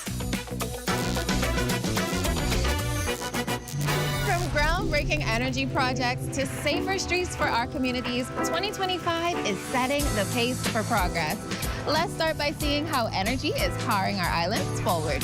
2025 marked a major leap in renewable energy. With the National Energy Policy 2025 to 2030 finalized, the foundation was set for cleaner, more reliable power. The Energy Summit brought it to life, spotlighting multi-island power purchase agreements, New Providence's first utility-scale solar project, and LNG agreements shaping a more sustainable future. We are carefully overseeing each development, with most stations expected to be online by the fourth quarter of 2026. The ministry's transport initiatives focused on safety and connectivity. School crossing guards and solar-powered signs improved road safety, while the Drive Safe to Arrive Alive campaign reinforced safe driving nationwide. Partnerships with AdFi and BTC also brought Wi-Fi to public buses and taxis, improving connectivity for commuters. 2025 wasn't just a year of plans, it was a year of action. Every ministry-led project and partnership brought cleaner energy, safer roads, and stronger connections, shaping a future Bahamians can rely on. We've chosen a future where Bahamians can rely on their energy system instead of worrying about it. I'm Larissa Lundy, and this is The Movement, your energy and transport briefing. 2025 set the pace, and our future is already in motion. Stay with us. Well, you're looking at an amazing shot there of Arawak Key, home of the fish fry. And to its right, the Arawak Key port. And that shot courtesy of drone pilot Shane Gibson Jr. Good job there, Shane. Welcome back. An increasing number of Eleutherans turning out to verify their voter registration or transfer ahead of the Prime Minister announcing the date of the general election. Here's Administrator Bridget Farquharson-Knowles. We're having persons in all day. In the afternoon, we're doing evening voter registration as well. It's going very well. There are a lot of replacements. Persons can't find their voters' cards, so we're replacing a lot of them. And then we have a large amount of transfers from like Abaco, Nassau, transferring here. So it's really busy, and you know, we're here to serve, and that's what we're doing for everyone to make sure that they're ready for the general election. Now, according to Farquharson-Knowles, the transfers are a strong indication of new workers on Eleuthera. We're doing the replacements, and we're doing the biometric updating for verification at the same time. So we're hoping to have those in time for the general election as well. So they're excited. Once it's being advertised, they're coming in. And today, you haven't seen anyone because of the roadworks that's carrying on here. But trust me, as soon as you're done, the roadworks are done, you'll see all the persons coming in. Well, as cases of domestic violence continue to surface across the country, government officials say expanding protection for victims is no longer optional but urgent. Here's Social Services Minister, the Honourable Miles Laroda, with where the government is with getting additional shelters up and running to provide immediate refuge, counselling services, and long-term rehabilitation support. Apart from Links, which is a privately run facility, the government has two facilities, one that has already been renovated, but it's just awaiting furniture. The other one is under active construction. Construction is going on now. That will provide a safe haven for women and children who are affected adversely from domestic violence. That's on the shelter end. Domestic violence, however, are only part of a larger public health crisis, which includes crime and suicide. According to the minister, while the government continues to implement intervention measures, these issues remain deeply rooted challenges that require continued national attention. The government's job is to create as safe a society as it can. Some of the issues that causes spike in crime or criminal activity is outside the government's control. And so we can do what we can do. We could give the police resources, but we need to deal with that social issue that seems to be pervasive. We'll chalk it up to bumps in the road. More than 4 years after the plans were announced, work on the Gladstone Road improvement project continues. Speaking to the delay, Works Minister, the Honourable Clay Sweeting, today told the media that while the project's technical groundwork has been finalised, adjustments stemming from additional traffic studies requested by business owners have slowed the immediate rollout. Completed the scope of works. We finalized all of that about 6 months ago with we had different business places on the Gladstone Road that had challenges on certain ways how traffic diversion was going to play a role in that.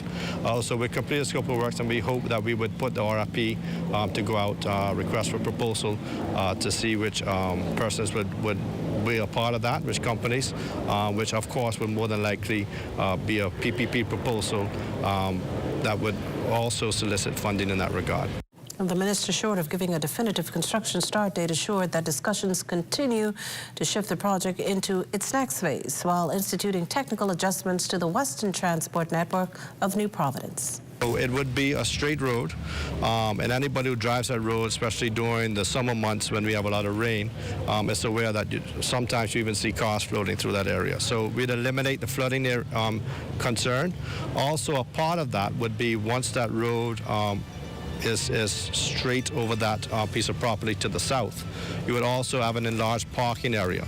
So the beach area, which now is a challenge for persons to park, you'll have a larger parking lot for persons who want to use the beach, utilize the beach, can now park safely there on the west side of the road. This portion of the news is brought to you by folk called Smart Pass, the smart way to pay at the pump.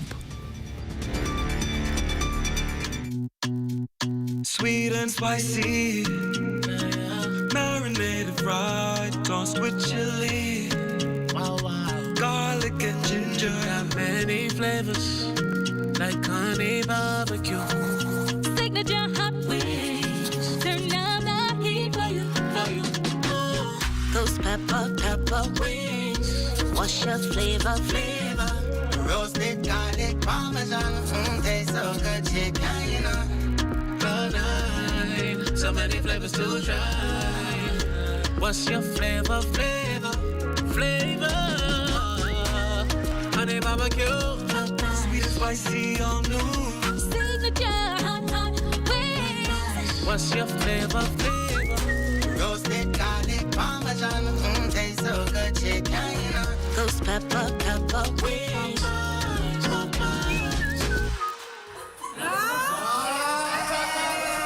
Downtown Nassau is coming alive thanks to the Tourism Development Corporation. The streets are cleaner and spaces are being reimagined for everyone to enjoy. We're inviting Bahamians to help us get involved in entrepreneurship. Come and talk with us as the Tourism Development Corporation and help us to revitalize downtown and create opportunities for Bahamians. With the revitalization efforts of TDC, it's a downtown you can see, feel, and be a part of. Bang ding.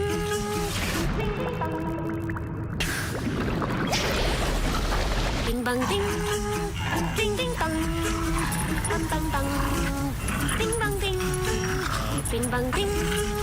Ding ding bang. Bang bang bang. Ding bang ding. Ding bang ding.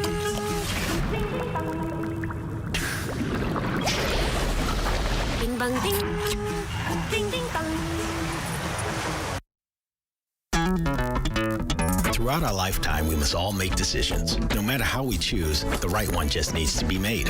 Like having J.S. Johnson Insurance Agents and Brokers as your insurance partner. We've been serving the Bahamas for over 100 years. Whether you need home, motor, marine, or commercial insurance, make the right decision. Call 397-2100 or visit jsjohnson.com. J.S.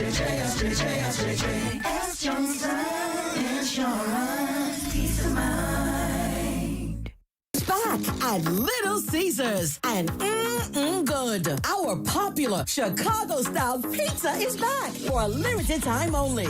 Enjoy this delicious, thick, buttery crust pizza that's packed with layers of cheese, meats, and veggies for just $18. That inclusive. Now available at all 5 of our locations. Little Caesars, Oakville, Carmichael Road, East Street, Pineapple Plaza, Charles Saunders Highway, and 1 East Plaza. Pizza.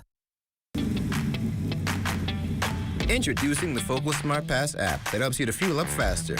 Here's how it works. Download the app on the App Store or get it on Google Play and create your profile with payment details. Visit your nearest Shell station, open the app, scan the pump's QR code, select your payment amount, and begin fueling. Say goodbye to cash and cards because the Focal Smart Pass offers secure and convenient payment options right at your fingertips. Download Focal Smart Pass now and fuel up faster today. Well, guess who's back? Back again, Royston, and of course Marlena, who joined us live for a sneak peek of what's coming up in Access Now. I love it, of course, Marlene. These references are getting better and better by the day. I am back in the flesh. Yes. Because, of course, International Women's Day is just a few days away, but some people have started getting their awards early, so we'll be telling you all about that award ceremony today. Very true, and speaking of awards, BTC Awards is coming up very shortly. We're going to be talking impact, excellence, and innovation, all things in 2026. Oh, yeah. We're looking forward to hearing some more when Access Now begins, but stay with us. The Bahamas Tonight, the National Report continues after this.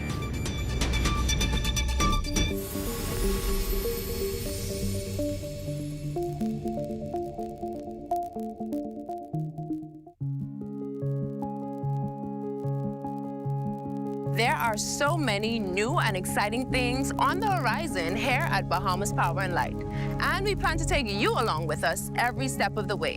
In fact, we've just installed a new interactive storyboard right here at headquarters, found on Tuckers and Blue Hill Roads, where you can track power generation not only on the island of New Providence, but across the entire Commonwealth of the Bahamas. Let's take a look. So what we're tracking right now is just the megawatts and kilowatts that are coming through the generation currently. As these new power sites get put in, you'll be able to see them show up on the dashboard with the solar, the tidal, the battery. And so right now you can see that on a lot of the sites, that doesn't exist. But you'll be able to see those get unlocked as the sites get put in and put online. What we focused on with the Bahamas is color. We really wanted to showcase the colorfulness and the expressions of each island. So as you click into each island, you can see images and even videos from each island that will be showcased, and they can be changed and altered as we continue to develop. So the biggest thing that we wanted to do was touchscreen. We wanted to make it very easy to interact with, and the bright colors and the flashing lights, just to make it clear to everybody what you can interact with and everything that we can showcase for you all. In every island, from Providence to the Family Islands, we will be putting either microgrids, full microgrids, or partial microgrids with solar farms. Here we have 3 screens, one here at BPL, one in the Ministry of Energy and Transport, and one in the Office of the Prime Minister, that they can come and they can look and see how we're doing. So that really was the purpose. The customer, at the end of the day, they're the winners here. But how close to home is this digitalization going to get? But this is a continual development. We'll be working on this constantly for the next couple years at least, and we'll continue on even after that. We now stand face to face with the changes that we have long awaited. And with just the touch of a screen, you'll be able to track it all.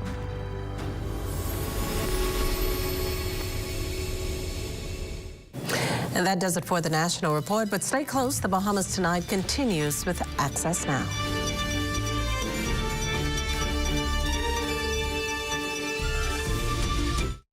Good to grow, keeping you in the know, keeping you in the know. God, it's good enough to eat, and it's good to grow. It's good enough to eat, that it's good to grow. In April, the Bahamas will see the first grade A eggs coming out of the multi-million-dollar Golden Yolk program. That's according to Minister of Agriculture and Marine Resources Jomo Campbell, who recently led Prime Minister Philip Davis, Minister of Works Clay Sweeting, other government officials, and the media on a press tour of the project at the Gladstone Road Agricultural Center. So we want to remain competitive, at the same time making the Bahamian public aware that they will be having certified quality grade A eggs. It's essential and important for them to know that the class of eggs is A-class eggs, and the processing plant that we ran in the last smaller building is a certified processing plant meeting international standards to guarantee that certification.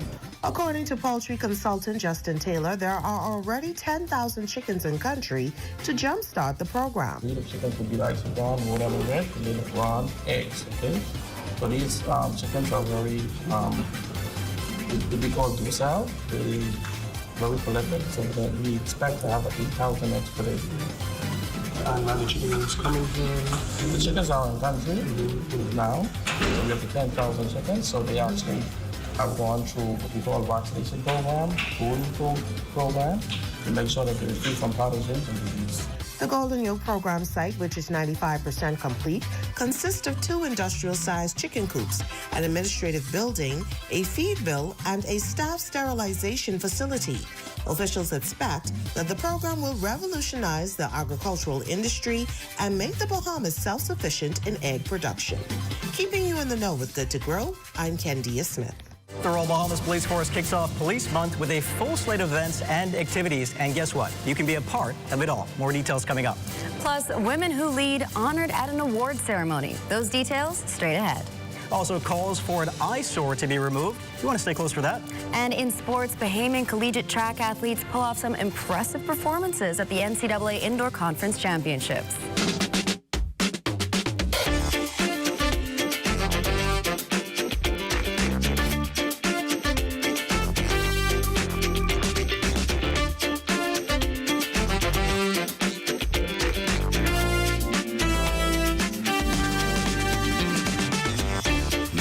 Tonight, Access Now starts now. Good evening, everyone. On this Thankful Tuesday, I'm Royston Jones. And I'm Marlena Leonard. Welcome to the Bahamas Tonight, Access Now.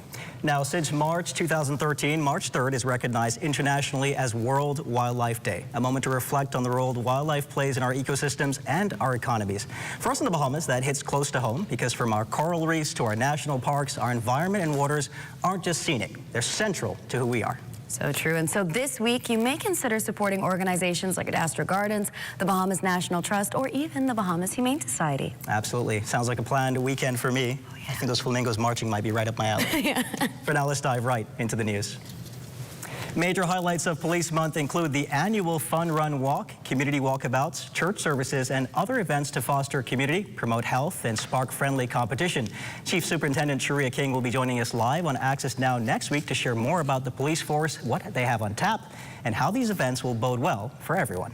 To engage with the general public, to let them know that the police is still here for them, that the police is still their friends. And so for the month of March, we began by our church service that was held on Sunday, and we are going to have some staples throughout Police Month, such as the National Walkabout that is going to be happening tomorrow, where we're getting into the communities and we're speaking with those persons within the community to ensure that they know that the police is there.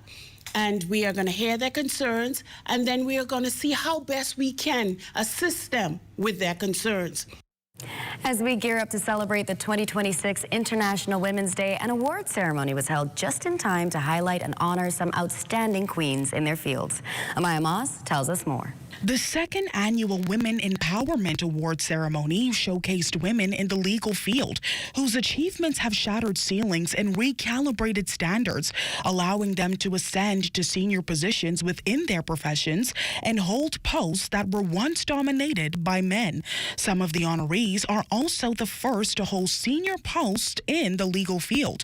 Among those addressing the ceremony, wife of the Prime Minister, Mrs. Anne-Marie Davis, noting that when women are elevated in justice and governance, communities are strengthened and future generations are emboldened.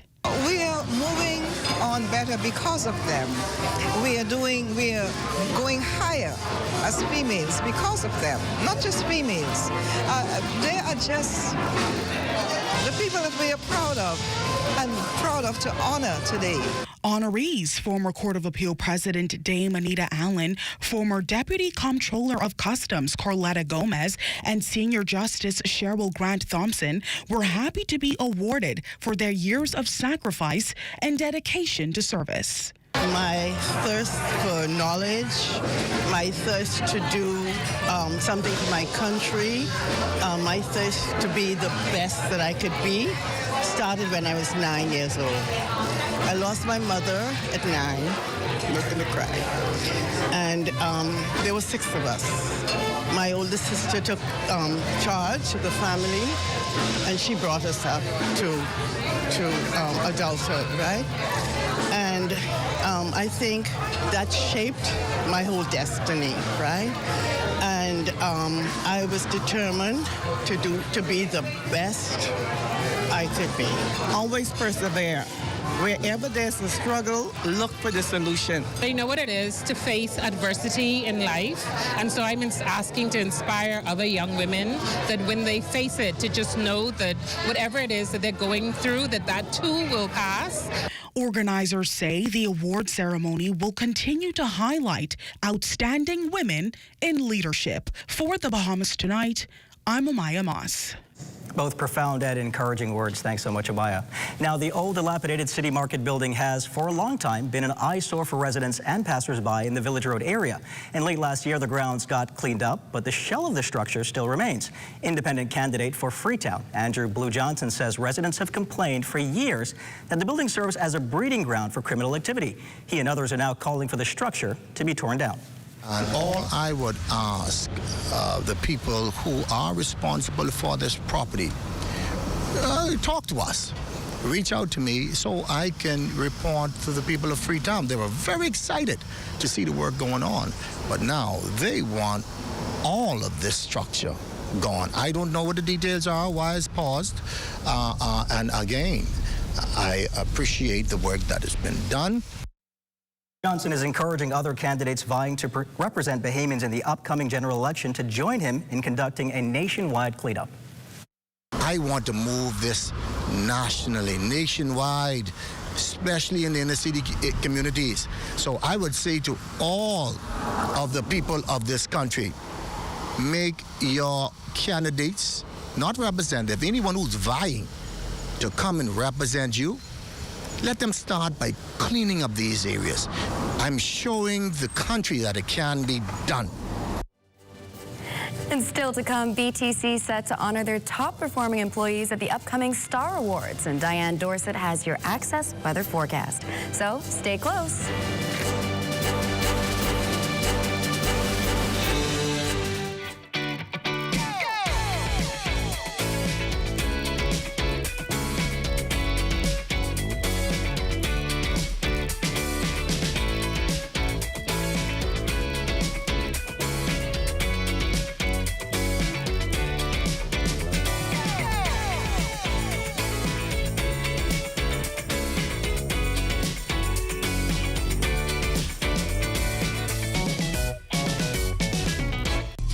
Come and visit us at Shop Smart, 'cause everything is here. Yes, we have it all for you. Toys, clothing, office supplies, appliances, custom cut blinds, bedding, drapes, and rugs. Come and visit us on Mackey Street, 2 blocks down from Wolf Road. Call us at 698-1052. Shop Smart, at Shop Smart, at Shop Smart. Oh, everything is here.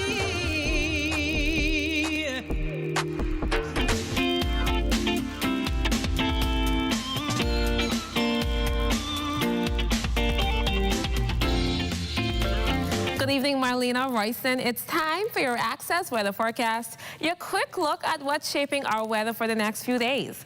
Our satellite picture shows mostly clear skies, but an area of high pressure will continue to build across the Bahamas, maintaining moderate to strong winds through the weekend. Now, high pressure typically brings fair weather, but it can also tighten the pressure difference between systems, and that's what keeps those winds elevated.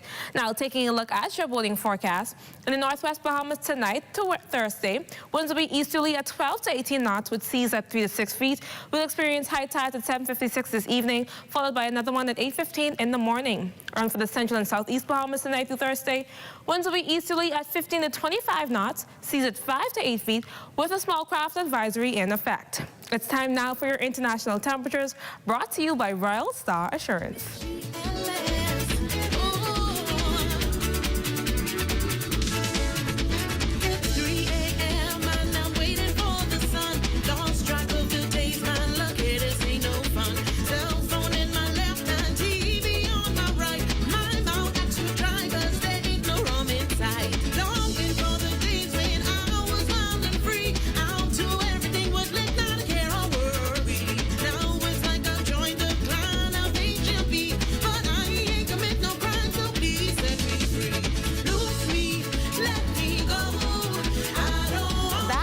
International temperatures brought to you by Royal Star Assurance, and that wraps up your Access weather forecast. Have a great evening, everyone. Royston, Marlena. Excellent job as always, Diane. Thank you so much. Now, BTC has a new billing system that's promising to make paying your bills quicker, easier, and more user-friendly. Let's learn more in tonight's BTC Connection.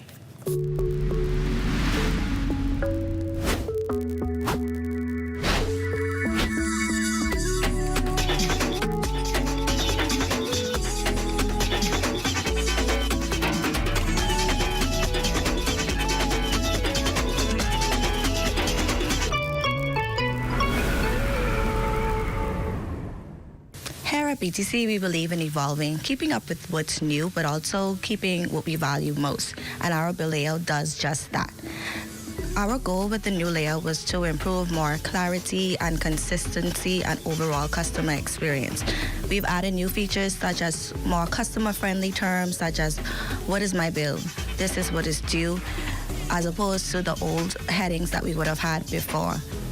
This design reflects who we are as a company, evolving, listening, and always improving. It's not just a new bill, it's a better experience.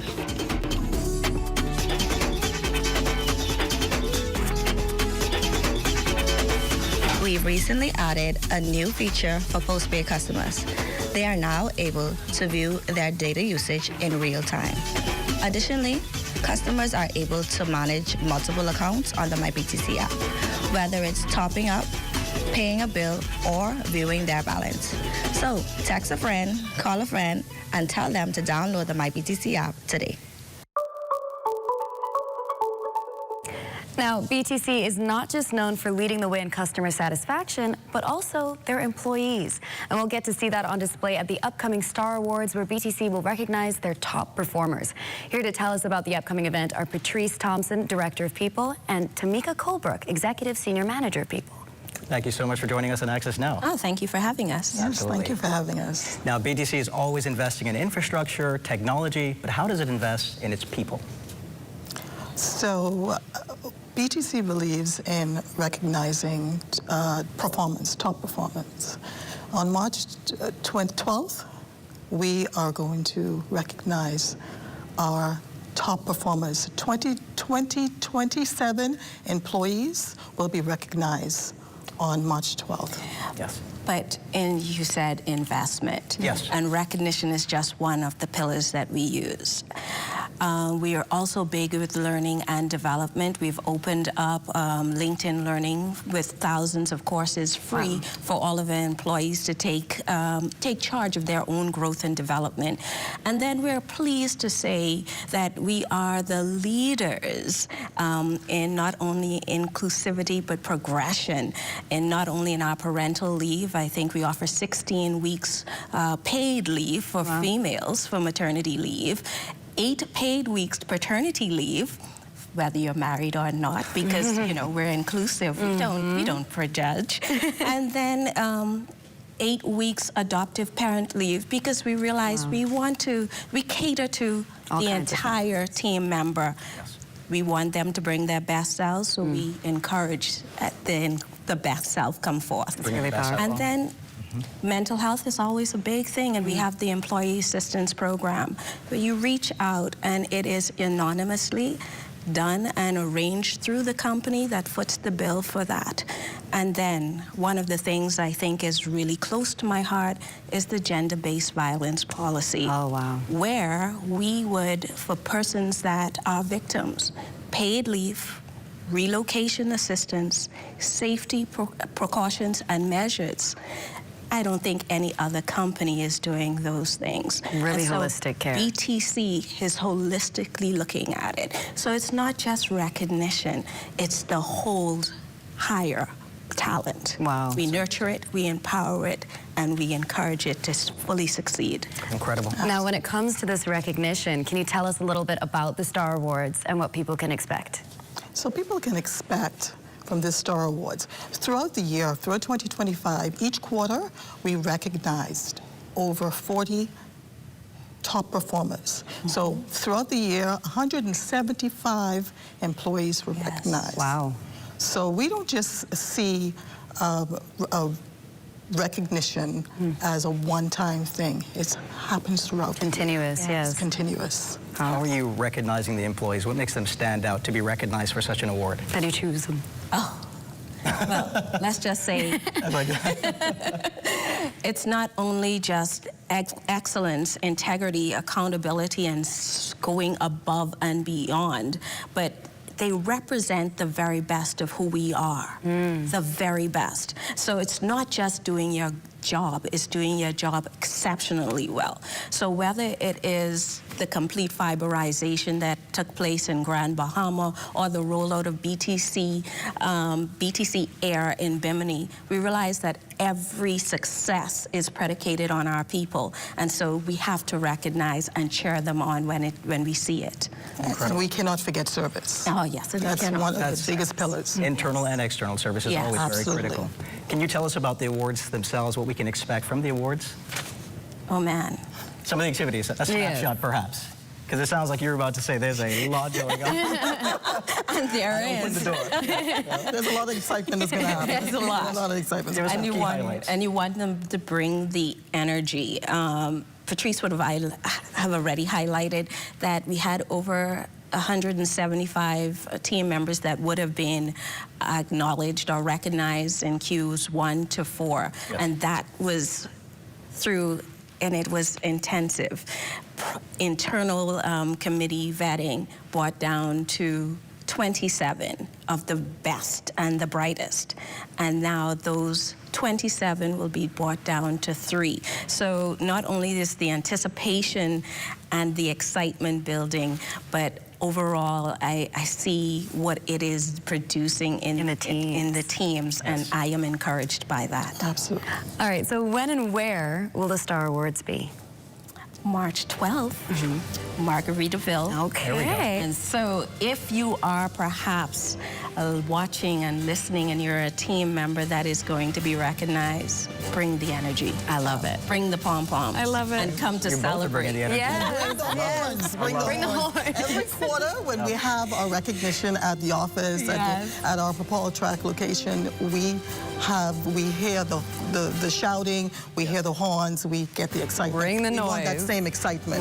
You've heard it here, folks. Bring the noise. Bring the noise. So thank you so much for joining us, and early congratulations to those who will receive rewards. And it's time now to turn things over to Total Sports to see what's on tap. Bahamian collegiate athletes shine at indoor championships. Details of that story and more coming up in sports.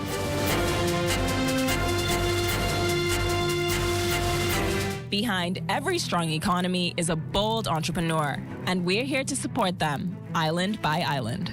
On Grand Bahama, we've helped 486 entrepreneurs turn their dreams into thriving businesses.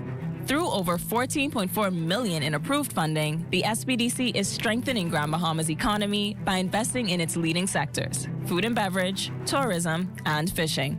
Every business we support strengthens the economy, starting with yours. SBDC Bahamas.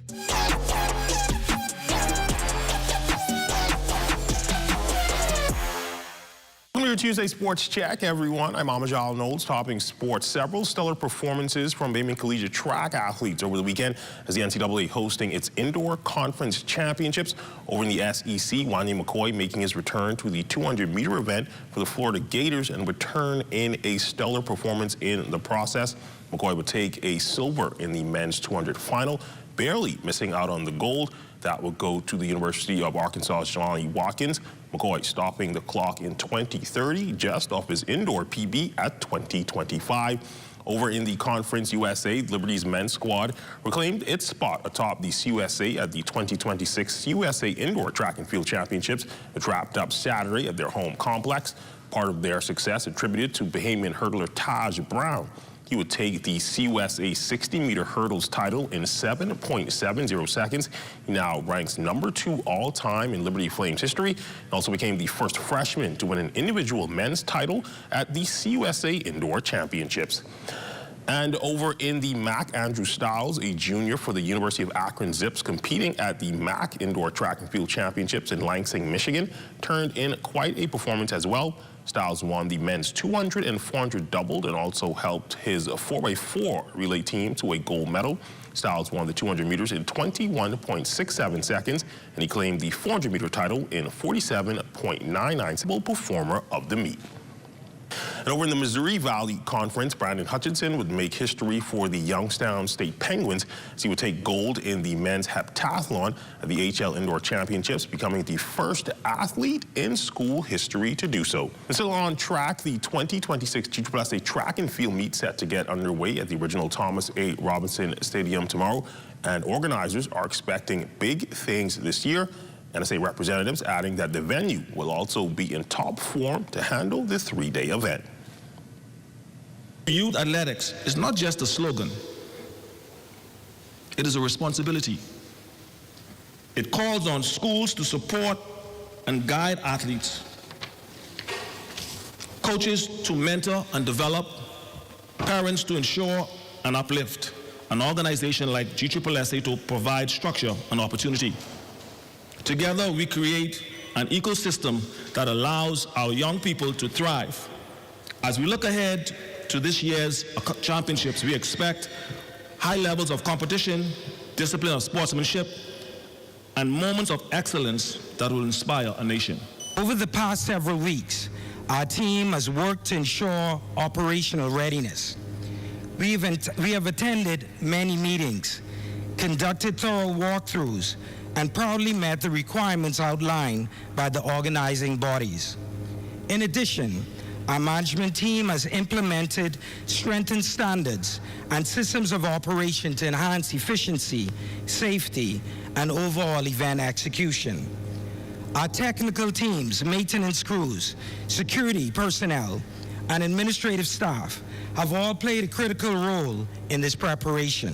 And with the BAISS track meet on the horizon as well, the ZNS sports team caught up with the head track coach over at SAC, Jason Edwards, this weekend's Red Line Athletics meet, who spoke about how the Big Red Machine are gearing up for this year's showdown. I think it's important not to kind of pinpoint one particular area, but we kind of improved on some of those areas in the distance and some of those areas where we thought we kind of gave some points away, and then we kind of made sure that we stayed strong in those areas that we did well. And so it's a holistic approach, and you can't be perfect in every event, every division, but you try your best to be extremely competitive in those areas. In basketball news at the collegiate level, the slide continuing for Yolette McPhee-McCoon and her Ole Miss Lady Rebels in conference play as they would drop their fourth game in a row.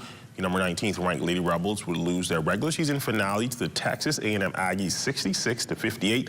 Next up, Ole Miss will travel to Greensville, South Carolina for the 2026 SEC Women's Basketball Tournament, which is set to begin tomorrow. The Rebels will get a first-round bye as the 7th seed and will play on Thursday against either 5th-seeded Auburn or the 10th-seeded Texas A&M Aggies. Just believe in this team, and I believe when we're at full strength, we're a tough out. We've showed that. But right now, that is not our situation. As a coach, I have to figure out how to be better for them and more creative. The 23-point first quarter just completely took us out. We don't have any room for error like that. We can't recover. We don't have the bodies, and we don't have the experience to recover. And that's all the time we have for you for sports on this Tuesday. I'm Amajal Knowles, signing out until tomorrow.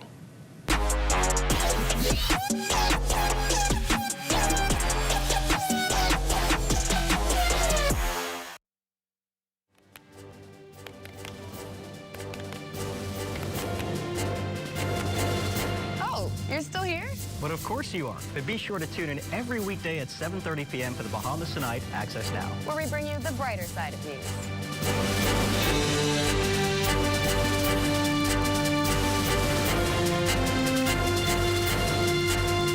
Join us for the Bahamas Tonight Access Now, weeknights at 7:30 p.m. You're looking at an aerial shot of Marathon Road just outside the Marathon Mall. And it's time now for Family Island News, so let's see what's happening in Eleuthera. Let's go.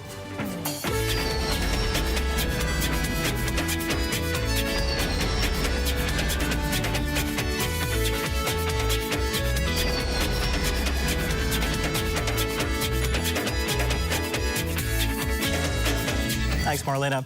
Bahamas Striping Group of companies took on a multi-million-dollar road improvement project on Eleuthera nearly 2 years ago. Our Lloyd Allen recently traveled to the island for an update on the progress.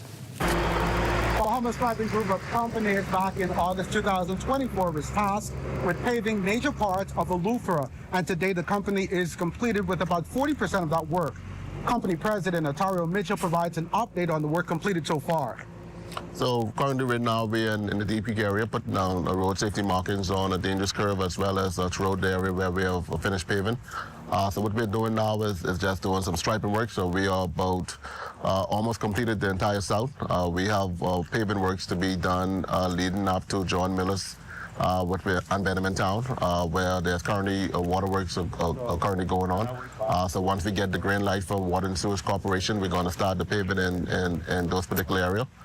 We are currently on the Green Castle to Rocktown Highway, getting that work done. Once we have finished that, we're going to continue moving on up into Rocktown and on into Tarpon Bay. The whole goal for us is to keep the project moving. So when you see us skip an area, it's not because we forgot a particular area. It's all about us trying to keep the project moving, and there's certain waterworks that need to be done in those particular areas. Now, for a lot of people that aren't familiar with Eleuthera, Queens Highway is a major thoroughfare with many dark spots that may occur overnight. And I know that you've incorporated a number of road improvement considerations as a part of your work.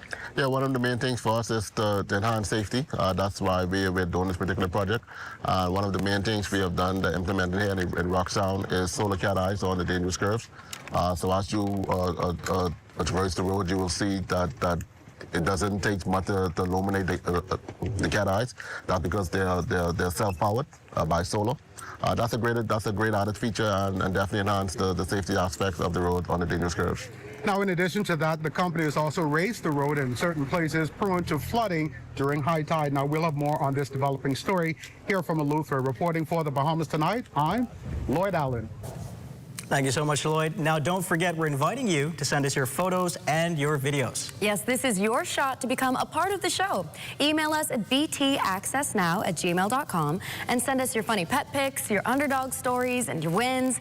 Yes, even your oops moments. Don't be shy, because you might see yourself right here on Access Now.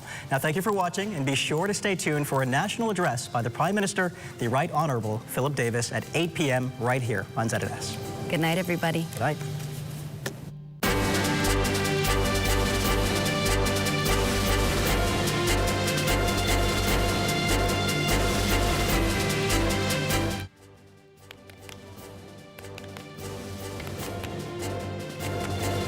Oh, you're still here?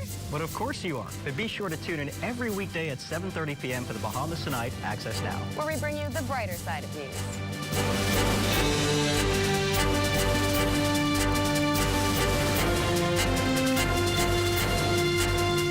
Join us for the Bahamas Tonight Access Now, weeknights at 7:30 p.m. Cousin of mine who was the leader of one of the biggest gangs in this country during the early 90s. The gang that he was a part of tried to recruit all of us. If you're not strong, you can fall prey to that environment. I did not join because I was kept involved in positive activities. I saw what worked, what didn't work, and I just was able to utilize all of the gifts and talents over the years to impact young persons' lives throughout our nation. I realized every single individual has the freedom to choose. But if you choose light, these are the benefits. If you choose darkness, these are the results of your choice. I've seen music bring young persons from gangs through a trumpet, through a clarinet, through a drum, all because of the power of music. Conflict will come, circumstances will come. We just have to be consistent, dedicated, and committed with our young persons. Crime-free looks like me. Do your part. Join the movement to a safer Bahamas. What you see on this television station is governed by IRCA's Code of Practice for Content Regulation. The Code of Practice covers matters relating to program content that are of concern to the community, such as local content, news, current affairs, and programs for children, advertising, including political advertisements, and the responsibilities associated with broadcasting in the Bahamas. The code also covers aspects such as access services for the hearing and visually impaired, and the procedure for lodging a complaint about anything broadcasted by this television station. The code is available on IRCA's website at www.ircabahamas.bs. To receive a copy of the code by mail or in person, you may telephone IRCA at 242-393-0234. Family Island dialing is toll-free at 242-300-8722. Or you may send a request by email to info@ircabahamas.bs.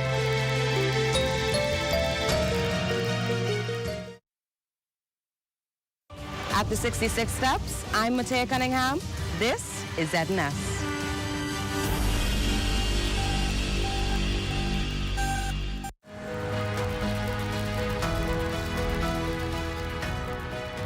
My fellow Bahamians, tonight we can celebrate a historic victory for our country. A new legal decision will help to shape the future of Grand Bahama and our entire country. For the first time, an independent tribunal has ruled that the Grand Bahama Port Authority is liable and must make payments to the government and the people of the Bahamas until the year 2054. The tribunal also confirmed that the government has the authority to govern Freeport because, yes, of course, the people's elected representatives must have the power to prefer and promote Bahamian employment and ownership anywhere and everywhere in the Bahamas. This is a historic turning point. It is about fairness. It is about replacing drift and decline in Freeport with investment and opportunity. It's about a new chapter for Grand Bahama, one built on partnership and respect. It's about beginning a new chapter because the old story doesn't work anymore. Above all, this ruling is a victory in our ongoing struggle to defend our sovereignty and to overturn an unfair status quo and to claim the right to shape our own future. I want you to imagine how Sir Lyndon Pindling must have felt in 1969 when he spoke in Grand Bahama. He and so many others had worked and fought for majority rule, for justice and equality under the law. And yet, the second biggest Bahamian city was run by non-Bahamians because of the 1955 Hawksbill Creek Agreement, a contract signed by a white colonial government and an American businessman. Bahamians, Sir Lyndon said at the time, we are still suffering from an unbending social order, which, if it refuses to bend, must be broken. He was talking about a small, emerging nation, refusing to be treated as if our people did not matter, as if decisions could be made over our heads and against our interests. Our country has come so far since those times, yet this principle is one we must continue to fight for. The status quo in Freeport has meant decisions affecting lives there are still too often made without Bahamians in the room. It was not right then, and it's not right now, that the lives of the tens of thousands of Bahamians who live in Freeport, work in Freeport, pay their bills in Freeport, raise their children in Freeport, and worship in churches in Freeport are governed by two private families who need never answer to the people. Whatever good the arrangement accomplished decades ago, it has been a long time since these massive concessions made any sense. Basic services and infrastructure have fallen behind, contributing to economic decline. Under the Hawksbill Creek Agreement, many of those responsibilities belong to the Port Authority. Instead, the people of the Bahamas have been paying the bill. In 2024, acting under the law, and after careful work with independent accountants, we went to arbitration to seek reimbursement because we do not believe public taxpayers should continue to subsidize the private profits of those lucky enough to inherit an agreement made long ago. At the time, I made it clear, I prefer collaboration, but I have never feared confrontation when that's what is necessary to stand up for our people. We are the first government to take such an action, and we wanted our legal claim to deliver a warning. This old arrangement must bend toward fairness, or it will break under the weight of its own injustice. The tribunal's ruling now means that the Port Authority must bend towards its obligations and pay for their fair share, taking that burden away from the Bahamian taxpayers. The ruling means that those who want to keep Bahamians on the sidelines must bend toward a new reality and a new balance of power and responsibility. And the idea that Freeport is beyond the reach of Bahamian law and accountability, that at last has begun to break. Here's what the tribunal, composed of respected international independent jurists, said in their decision. They said that the government's claim, which he made under a particular clause in the Hawkesbury Creek Agreement, should be made instead under a newer 1994 agreement signed by the FNM government, who extended many of the concessions in the original agreement. Here's what is significant. The tribunal ruled that the Grand Bahama Port Authority has an obligation to make annual payments to the government and the people of the Bahamas for the remainder of the entire Hawkesbury Creek Agreement until 2054. That means the Port Authority can't just collect license fees, they have to live up to their responsibilities too. I also want Bahamians to understand the Port Authority brought their own claim against the Bahamas, against all of us, in which they argued that the government didn't have the right to be involved in most of the Freeport's affairs. They argued that the Port Authority, instead of the government, elected by the people, should control business licenses for non-Bahamians, immigration, customs, utilities like electricity, and foreign land purchases, and environmental and development approvals. They even said they should be awarded $1 billion of your tax dollars. They wanted us to pay them $1 billion instead of using that revenue for our schools, our security, our roads and airports, our development and progress. Let me say to anyone who has been rooting against us, I invite you to seriously rethink your priorities. There's no honor in hoping your country loses so you can score political points. The tribunal rejected the Port Authority's arguments, and you should have too. The tribunal confirmed that the Freeport is part of the Bahamas under Bahamian law, not a separate island governed by private rules. The tribunal ruled against 7 of the 8 claims made by the Port Authority, granted only that the government should have responded faster to a set of environmental rules proposed by them. I accept that finding. We will quickly move to do so. Now let's talk about what comes next. The initial ruling was a victory for us because it established liability for them. They have to pay up. Next, we move to a new phase of arbitration where we determine how much. It could be more than the $357 million in our initial claim, or it could be less. You know, we're going to fight so that Bahamian taxpayers are fairly reimbursed. And then we will turn this legal victory into real improvements in people's lives. We have already created momentum in Grand Bahama. Imagine what will be possible now with clarity for investors and representation for Grand Bahamians. Grand Bahama will finally realize its potential as a world-class center for shipping, logistics, industry, tourism, and innovation.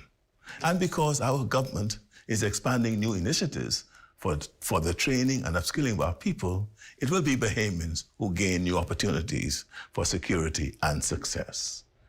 In closing, I want to emphasize to Bahamians across our islands the historic significance of the moment. We went to arbitration because we refused to accept that our people should keep paying the bills while others reap the benefits. Many people told us we would never win. We were told to back down, but we did win, not with noise or threats, but with the evidence and a seriousness of purpose that match what is at stake. There's still work ahead, but tonight we are stronger than we have ever been. We'll continue to insist that in every sector, in every deal, and in every part of our country, Bahamians are respected, protected, and given a fair chance to own a piece of the future.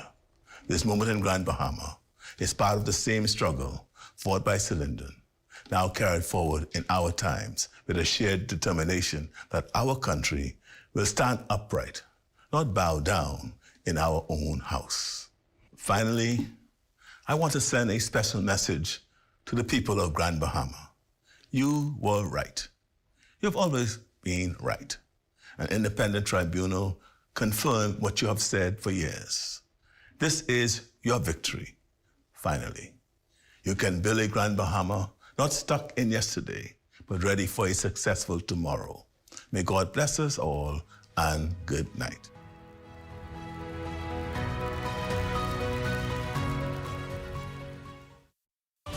At Bahama Boulevard, I'm Sean Innes. This is ZNS.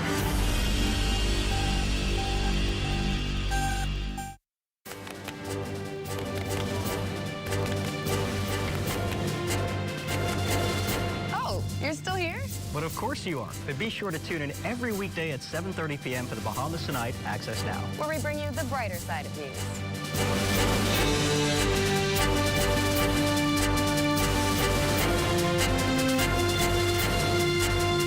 Join us for the Bahamas Tonight Access Now, weeknights at 7:30 p.m. What you see on this television station is governed by IRCA's Code of Practice for Content Regulation. The Code of Practice covers matters relating to program content that are of concern to the community, such as local content, news, current affairs, and programs for children, advertising, including political advertisements, and the responsibilities associated with broadcasting in the Bahamas. The code also covers aspects such as access services for the hearing and visually impaired, and the procedure for... At Bahama Boulevard, I'm Sean Innes. This is ZNS.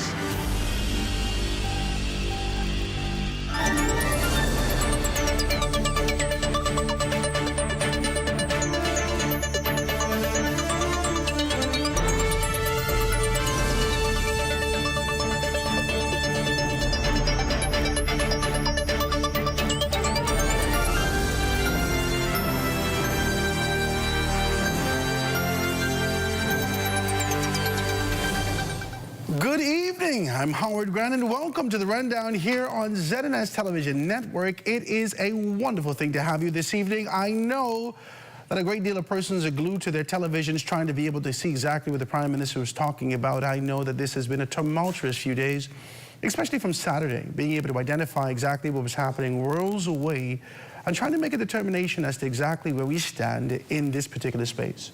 Now, since 2003 or so, there's been sort of an indifference that existed between the government and the Grand Bahama Port Authority as it relates to $357 million, and what the government identifies as back pay in these particular areas, with indications through an arbiter that they had not been able to, the Grand Bahama Port Authority had not paid these things. Most recently, you would have been able to see the arbitration being able to come back and found the government successful. Now, a great deal of stories are coming out, and we're finding the spin doctors at hand in this particular space. I'm not going to fight you.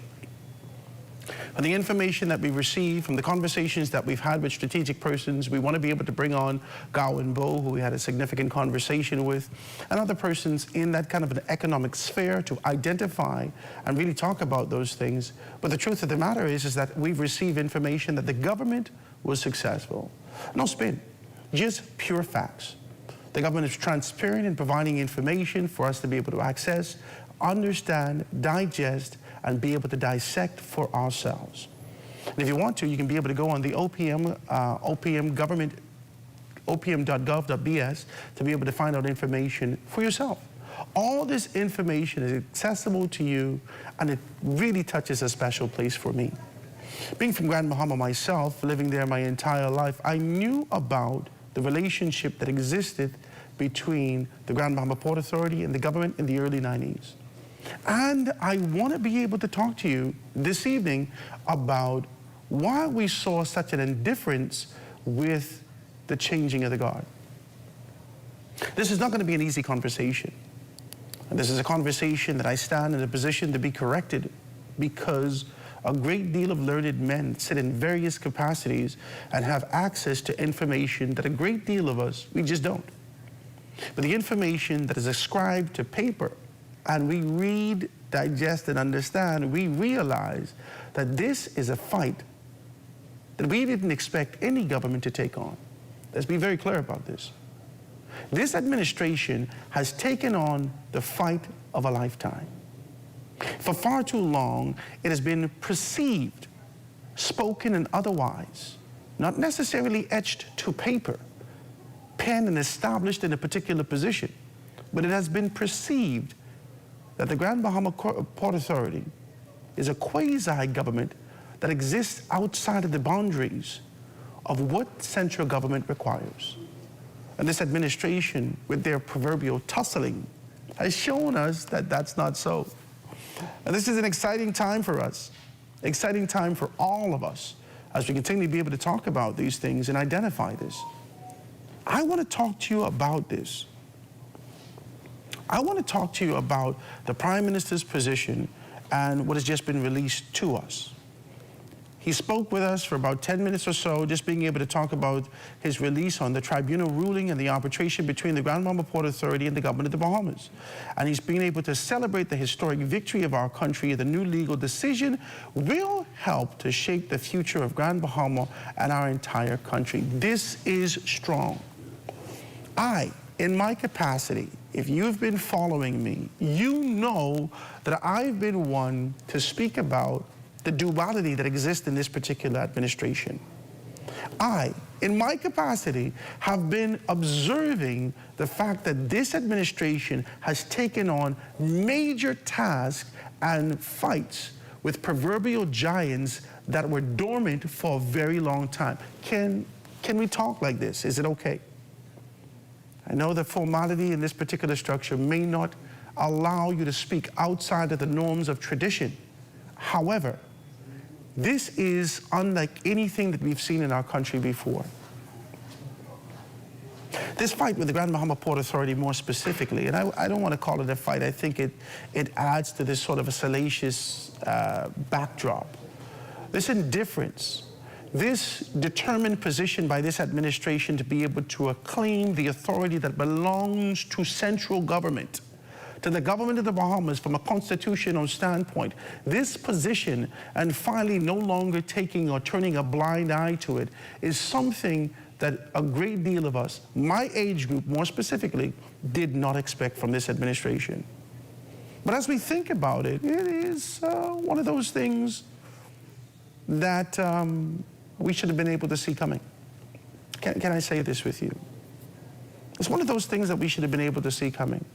With the introduction of this conversation, with the indifference that existed in this particular space, with a formal position of the chairman of the Progressive Liberal Party, and more specifically the Minister of Foreign Affairs, being able to articulate his position on what his expectations are from this standpoint, from the government, our Prime Minister being able to stand and speak, from the retort that we got from the Grand Bahama Port Authority, and those particular elements. This was a spectacle to watch.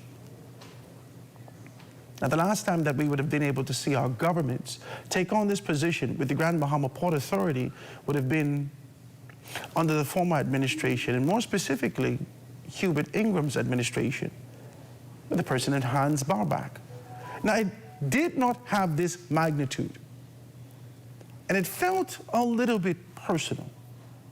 And the articulation actually spoke to a tussle between two individuals as opposed to entities. What we are observing right now is the government reclaiming its autonomy, its sovereignty, its strength, and its determination. Now, what does that do?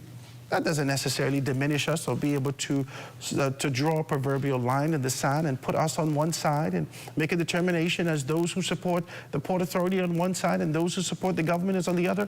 This is a silly posture to take. For those of us in Grand Bahama recognizing since 2004, there has been deprivation, not necessarily brought on by the Port Authority, not necessarily brought on by the government of the Bahamas, but one calamity and disaster after another. The knock-on effect has crippled the economy of Grand Bahama. The eradication of the proverbial magic that exists in the city has been evaporated entirely. It is gone. And the only magic is for people to call me from Grand Bahama and say, child, I right here, if you got something, send it to me, because we out here trying to survive off of $50 for 2 weeks, blown away.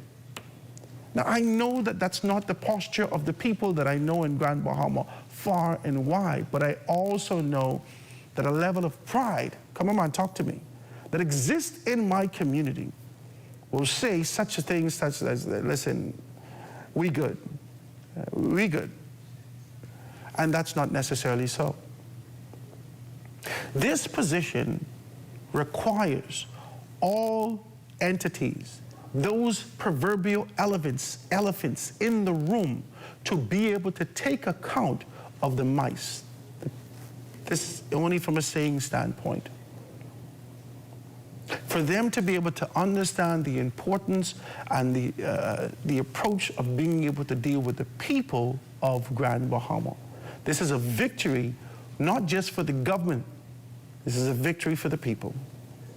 For far too long, we were enamored with this sort of an idea of Edwardson George and Jack Haywood and what they would have done, especially in the 90s, what they meant to the island, what they would have done in terms of their contribution, their expansion, their ability to kind of move about and touch people. They made things happen. With the shift in regime, with the shift in one space to another, questions arose. Now, this has nothing to do with the leadership that exists at the helm of the Grand Bahama Port Authority, but everything to do with whether or not consideration is being given to only business as it relates to being able to give in to people. That's all this is for me. As I watch this victory, the Prime Minister in his particular capacity, and not necessarily to be able to wave the pom-poms and shake the flags behind him, but this was a brave approach. I must say that. This has existed for far too long. Every administration had turned a blind eye to it and allowed this particular space to live in this particular capacity.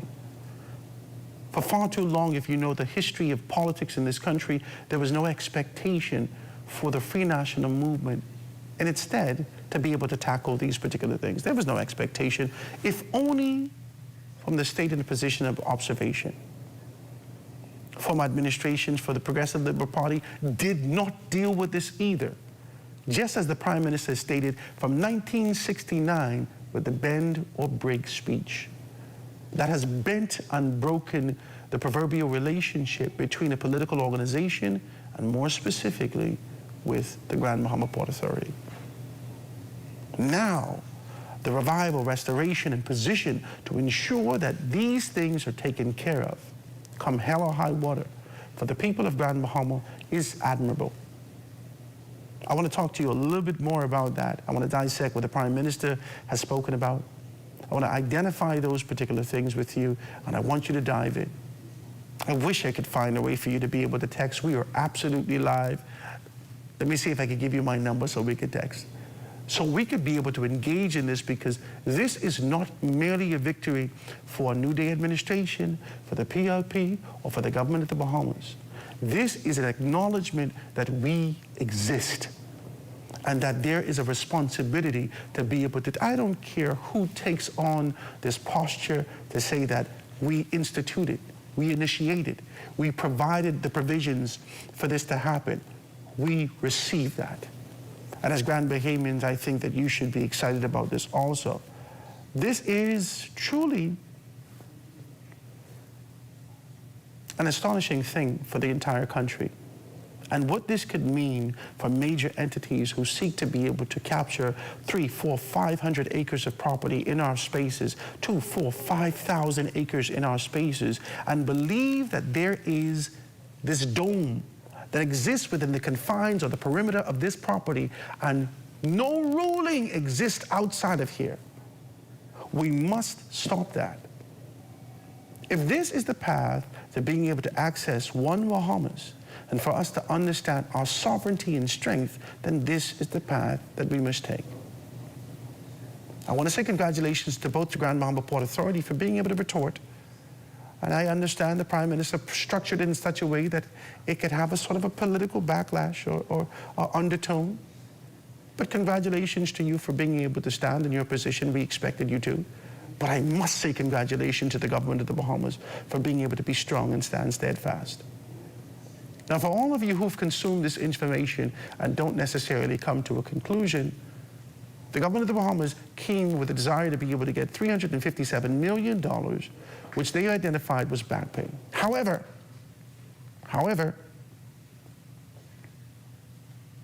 they were not necessarily given that, but the arbitrators decided that the government of the Bahamas is owed something. And as it relates to what that something is, they must quantify that and identify a proverbial vehicle of how we will be able to calculate what is owed over this particular time past and what is expected going all the way to 2024. This is exciting. Every relationship requires reciprocity. Every relationship requires a back and forth, a give and take. You know, for Garth, he's not here with me tonight, but for Garth, who continues to be able to sing this song in this season, nothing from nothing leaves nothing. This reciprocity is crucial as we look at the world expanding around us, as we talk about equality, as we talk about the cost of living, as we talk about equity, as we talk about balance, access to opportunity, as we talk about a great deal of things that we observe, that we imagine. This is a step that is tremendous. And, you know, I want to be able to be challenged on this position from all those persons in Grand Bahama, from those persons who stand in strategic positions. Hey, let's have a conversation. Let's talk about this. Because I know that based upon your political posture, your political position, your affiliation, your proximity to the powers that be, despite the side that it exists on, you may have a differing opinion. But hopefully you could hear that this is a genuine approach of being able to look at it from the middle of the road to make a determination as to whether or not the precedent has been set for what our expectation can be in the new dispensation of this country. This is an amazing thing. Now, when we get back, I want to be able to dive into a little bit of what the Prime Minister said. We're going to dissect that. We're going to pull out some of those particular things. I thought it was challenging and provocative for the Prime Minister to be able to talk more specifically about the bend or break speech. Not that this is an exclusion of a historic side of us, but it has been sort of taboo and stepping on the feet of those particular persons who are still established in the city of Freeport. So when we get back, we're going to talk a little bit about it. We're going to take this quick commercial break, guys. This is The Rundown. I'm Howard Grant. We're going to be right back after this.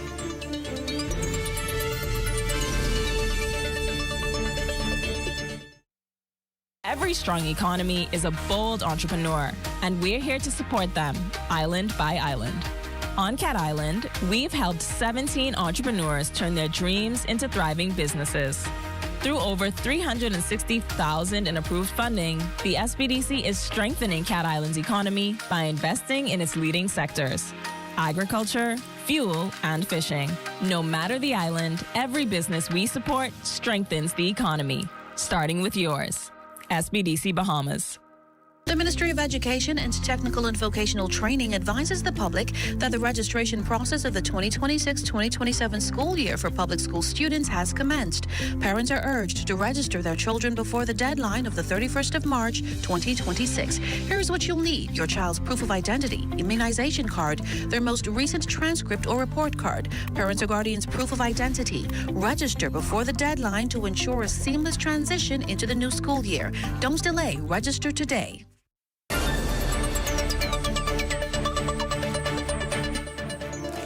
And we are back. Wonderful to have you. My name is Howard Grant. This is The Rundown. We are here giving you the rundown on the Prime Minister's speech. If you're just tuning in, guys, at the top of the hour at 8 o'clock, we would have heard from the Prime Minister being able to speak with us with clarity and being able to say to us exactly what's what. If you're watching me live and you're hitting me with the telephone, I'm unable to answer. But this is a challenge. And I want to be able to say congratulations to all those, the Grand Bahama Port Authority and the government of the Bahamas, because I believe that both persons won. If you would have looked at it from the position of both persons lost, then maybe that's your position. But the truth is that I believe that the true victors in this is the Bahamian people, Grand Bahamian people, in their posture, in their position, in their acquisition, in the hopes for the future, and the responsibility that they have under the Hawksbill Creek Agreement, and the assured position that the government of the Bahamas will be a partner in ensuring that you have access to true opportunity. This is a wonderful thing. One of the things that I want to be able to kind of highlight is when the Prime Minister was being able to talk about the bend or break speech. I want to let you know that this is a heavy thing. For all of you that don't know, there is a website that exists. You can be able to go up and just type in bend or break speech that existed in 1969 with the opening of the Bahamas Oil Refinery Company in Grand Bahama, which is Borco. There was a speech given by our former Prime Minister, now deceased, none other than Lyndon Pindling, the Right Honourable Lyndon Pindling, in his particular capacity, being able to speak with tenacity about the return of the soul to Grand Bahama. This was a strong speech. This was a speech that even though there was sort of a leaning towards desegregation, even so there was a leaning towards an idea of being able to find some sense of integration, there was a geo-fence that existed in Grand Bahama. Talk to me. A fence that you could not necessarily see, similar to that fence that existed in the movie Life with Eddie Murphy and, what's his name, Martin Lawrence. That fence that you knew if you went beyond that point, it was a problem. You couldn't see the fence. No one knew exactly where the fence existed. This was a geopolitical fence that existed around Grand Bahama during this particular time that the Prime Minister came in after he would have received information about segregation that existed in here, about contracts that existed in such a manner that it excluded those persons of a peculiar and a particular hue. Let's talk about this. The difficulty of these conversations and questions and positions and postures is merely that it has become taboo, that our society may not have matured the way that we believe that it should. Talk to me. The maturity that we're looking for and the expectation that we can be able to have a difficult conversation without becoming heated under the collar has not necessarily arisen just yet. And despite the indifference, despite the tribulation, despite the lack of comfort in being able to approach this, this administration has taken on this task. Now, there are a great deal more for them to do. But talk to me. I just want to be very clear. There is much to be done. We could start naming and listing things of what our expectations are to come out of Abaco. What are our expectations to come out of East Grand Bahama, West Grand Bahama? What are our expectations to be able to come out of Bimini? As we look at North Andros, South Andros, and Andros entirely, what our expectations are for the government to be able to acquire a strong position to take on these things. There can be a plethora of postures and positions that we can be able to take on. But today we're talking about this. The bend or break speech was not an easy speech that the Prime Minister gave. Like I said to you, he gave this speech during a time that the entire country understood its place.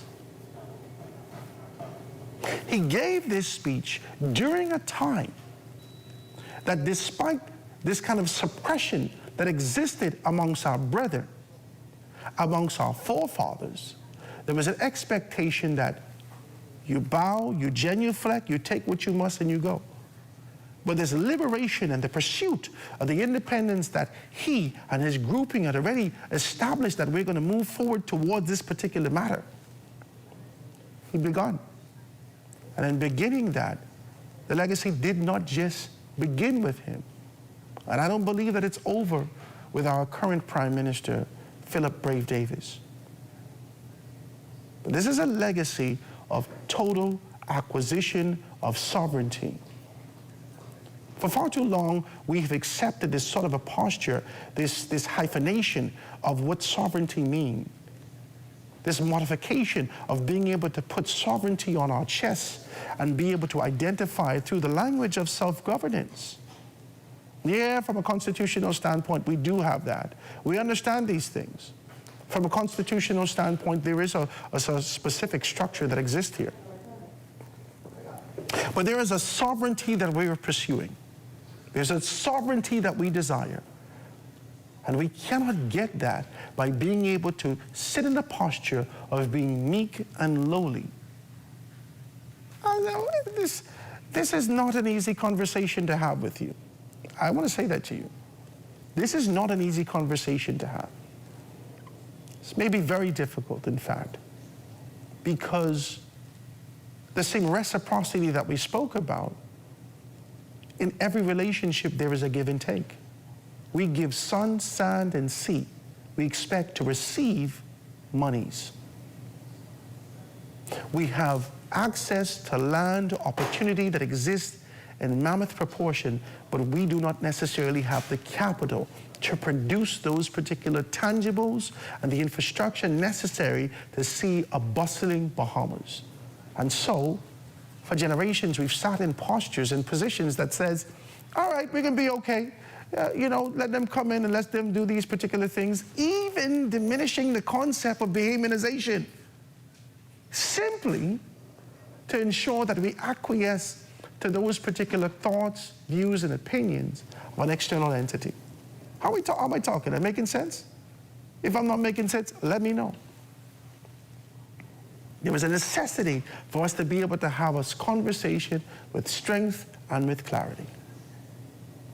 And in the midst of that, being able to do what we must to identify our position. This has not been easy. I don't believe.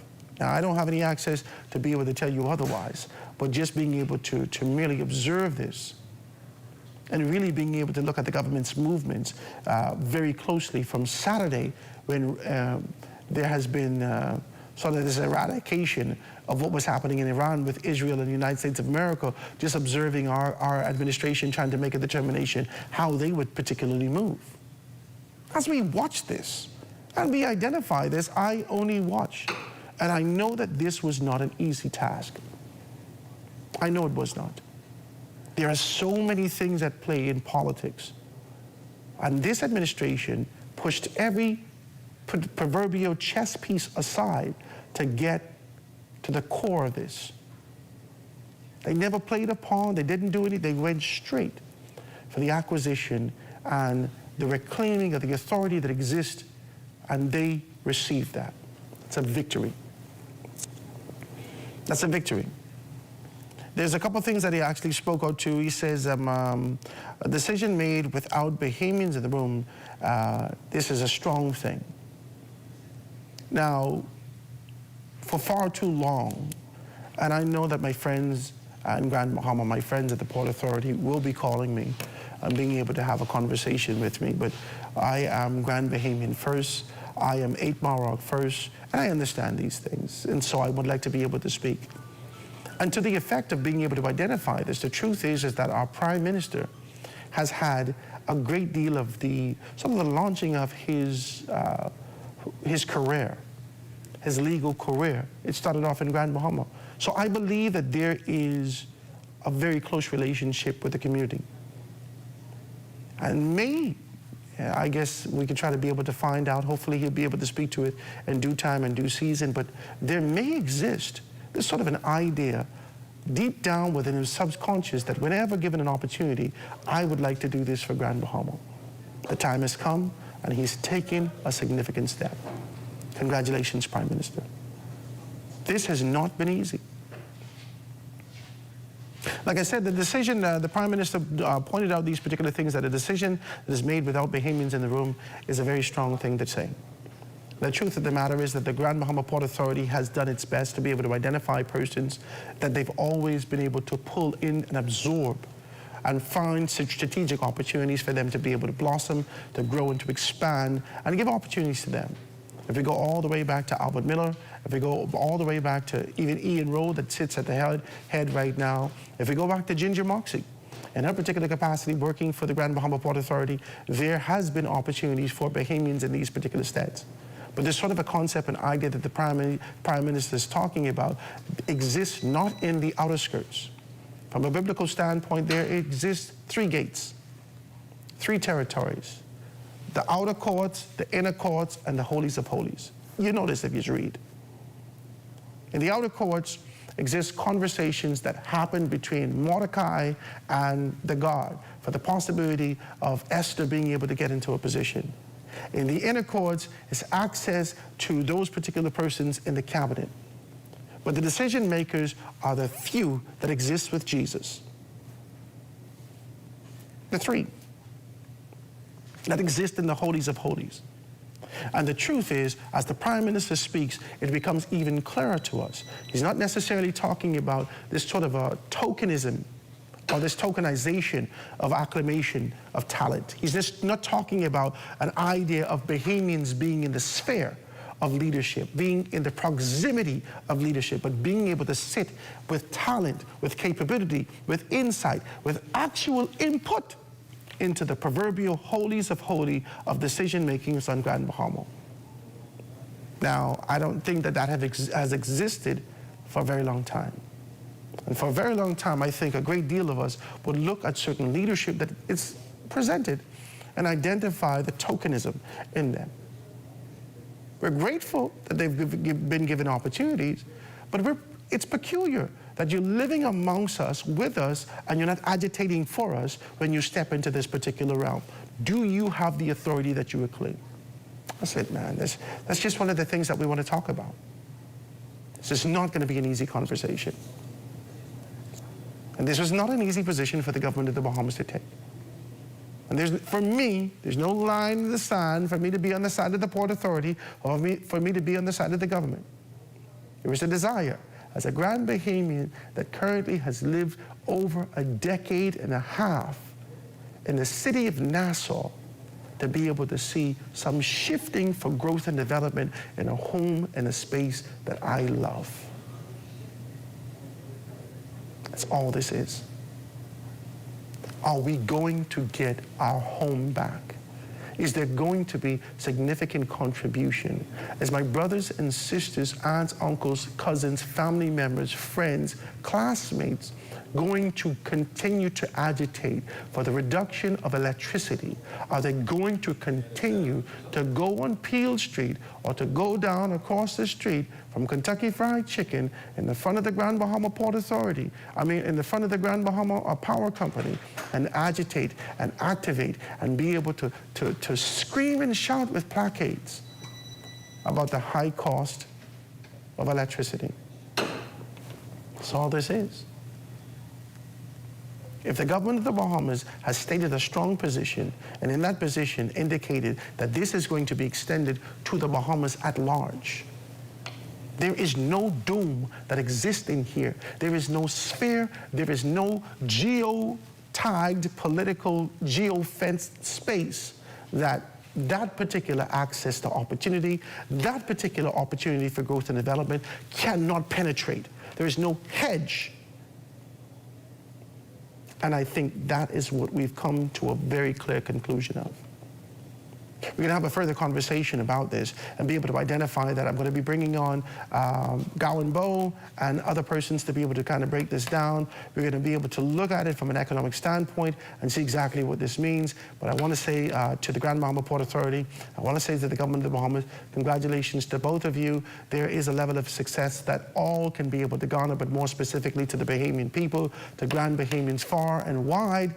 Congratulations to you. I think that this is a great opportunity for us to understand that if anything, if only, that we're on the right track for restoration, for revival, and for an opportunity to understand that there can be not only magic, forget about that, but miracles returning to Grand Bahama.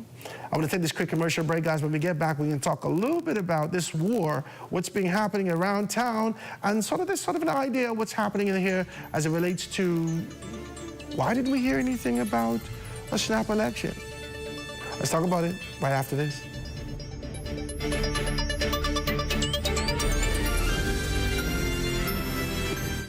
Bing.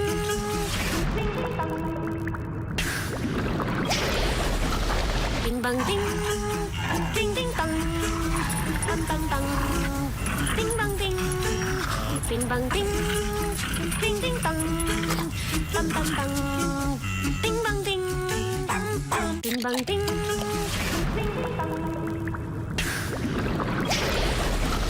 Bing bang ding. Ding ding dong.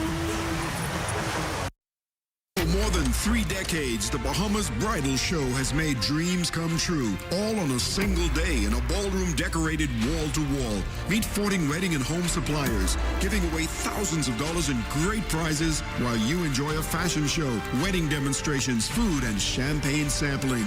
Someone to Love comes to Bahamas Grand Hyatt, 2 p.m. Sunday, March 22nd. Purchase tickets for this spectacular wedding and event show at bahamasevents.net or call 421-9783. As we continue to develop the orange economy of the Bahamas and empower our artists and artisans, we as a government intend to show tangible support. We are therefore requesting our Bahamian artists and artisans to submit images of their handmade, authentically made Bahamian products and prices as we move to produce a live digital booklet with Bahamian-made works. With the creation of a live booklet, artisans can always submit new works to be included. It is our intent to use this book as a catalog for the purchase of items by all senior government officials for gifts, display items, and the like. Ministers, permanent secretaries, members of parliament, and ambassadors will be supporting our orange economy by the purchase of items and in sharing this book to the wider global creative community. We are committed to grow and expand the orange economy of the Bahamas. Tired of looking at the same old kitchen? Step 1, our talented recommended designer Mark crafts a custom design just for you. Step 2, once your design is ready, CBS Bahamas makes ordering effortless. Your dream kitchen is within reach. Step 3, our recommended installers bring your vision to life, ensuring every detail is perfectly in place. Sit back and relax as your dream space becomes a reality. Visit cbsbahamas.com and start bringing your home improvement dreams to life today.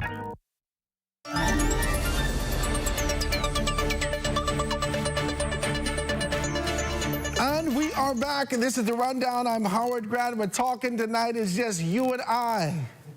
We're doing our thing out here, being able to talk about these things, looking at this assessment. The Prime Minister just spoke at the top of the hour, being able to talk to us about these things and saying to us the position that the government of the Bahamas has taken and being able to approach this arbitration and identify that they were not necessarily as successful as they desired in terms of the pursuit of the $357 million, but they are satisfied to know that they are owed something. It can be more, it could be less, but they're definitely owed something. And the revival of this particular relationship that has been stalled based upon the information that we would have heard this morning of being able to listen to Attorney General AG Ryan Pinder, and indicated that this relationship existed from 1994 when they penned the agreement for the extension of the Grand Bahama, the Hawksbill Creek Agreement, and being able to identify those things. There was an expectation that there should have been $500,000 paid on an annual basis. I think it was for a period, and during that particular period, the winding down of that, there was an expectation for meetings to happen. None of this happened, none of this paid, none of these particular things happened. If you're like me, I did the calculations, and in that calculations identified that this could possibly be $16 million. Does it mean that? After having significant conversations with persons, I've recognized that there are other calculation, theories, concepts, ideas, the ways that they approach these things to make a determination that who owes what, where they owe these particular funds. And so this is what the arbiters are being able to make a determination for and say, listen, we're going to give you an opportunity to come to a conclusion collectively as the Grand Bahama Port Authority, as the government of the Bahamas, to identify a vehicle, to identify how do we quantify who is owed what and how much that thing is. And that's all this is. And so this is why the Prime Minister could be able to indicate you that it was a partial decision, not necessarily a full decision. It was partial. And that partiality existed in the fact that there was a contingent. We know that you're owed something. We cannot give you a definite position simply because these particular entities exist. So that's it. So we're talking about that. Now, there was some expectation that Howard Grant had. Can I say this to you? We've been talking about this in other spaces that I have, that if you follow me, you would be able to see exactly what's what. That we've been talking about this concept and idea that exists the world over. We've looked at 1991. We've looked at, and listen, I gave you the wrong dates. I tried to calculate the date for the Gulf War based upon a peculiar telephone call I had, and I thought I was in a grade higher than I was in. But this Gulf War existed in 1990, and it ended in 1991. Talk to me now. The Free National Movement came in 1992. I just want to be able to give you every inflection with a very clear understanding that at every inflection of a global disposition, at every inflection, there was a shift that was happening locally. Can I say this to you? Can I say this? Can we talk like this? In 1990 to 1991, the global, this Gulf War that existed shifted a great deal of things locally.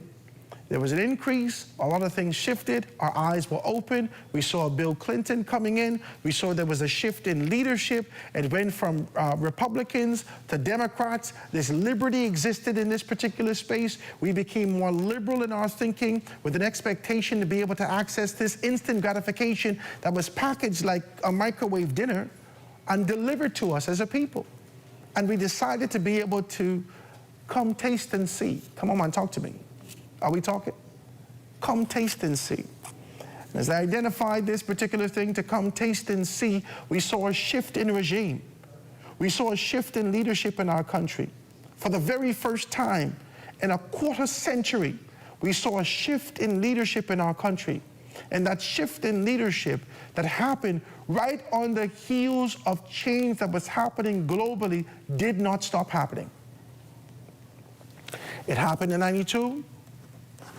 They retained that particular administration in 1997 because that particular shift, it was something new, and we were people that wanted to be able to see something new. Come on and talk to me. I just want to be able to let you know that every inflection, this decision did not only exist with the Bahamian people. At every inflection for transformation, for being able to identify a new administration coming in, this shift did not only happen solely with the administration. Whilst campaigning may have been strong, whilst the urge and desire for your political organization may have been strong, there was an external force that was actually propelled us into making a different decision. In 1997, the retention of an administration, which was the Free National Movement, happened because of a campaign concept that had been able to fortify and solidify in the people's mind, in my humble opinion, that this is a matter of trust. This is a matter of trust. That solidification gave Hubert Alexander Ingram another opportunity for leadership.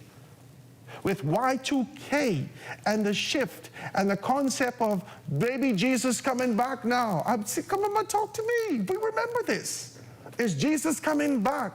Is our computers going to turn on us? All these things are going to happen. Gave a new dispensation of leadership, a new millennium, a mindset that this may be it. For the very first time, I voted in 2002. Millenniums. We now held the wheel and growing with an expectation from Nickelodeon and BET and MTV. We expected instant gratification and wanted access to what we saw on the television. And we know a traditional government could not provide that for us. We looked for a change, a fresh wind. Talk to me. In 2007, the same thing happened. Because a shift happened in 2004. In 2004, in Grand Bahama, more specifically, Hurricanes Francis and Jane destroyed the second city, destroyed an economic engine in the Bahamas. And whilst there was a disparity that existed there, Nassau did not necessarily live the same anymore. And Grand Bahamians understood that this was an unfamiliar space, that we would have seen hurricanes before, but now this is a little bit different. In 2008, the bubble burst. Let's get back to 2007 first. 2002, PLP came in. 2007, the F&M came back with this sort of a reintroduction of the same trust, with the hopes and expectation that that proverbial magic, that instinct, that particular desire for reformation, that iron fist for change, growth, and development can be able to be reinstituted and reinstated in the person of Hubert Alexander Ingram in 2007.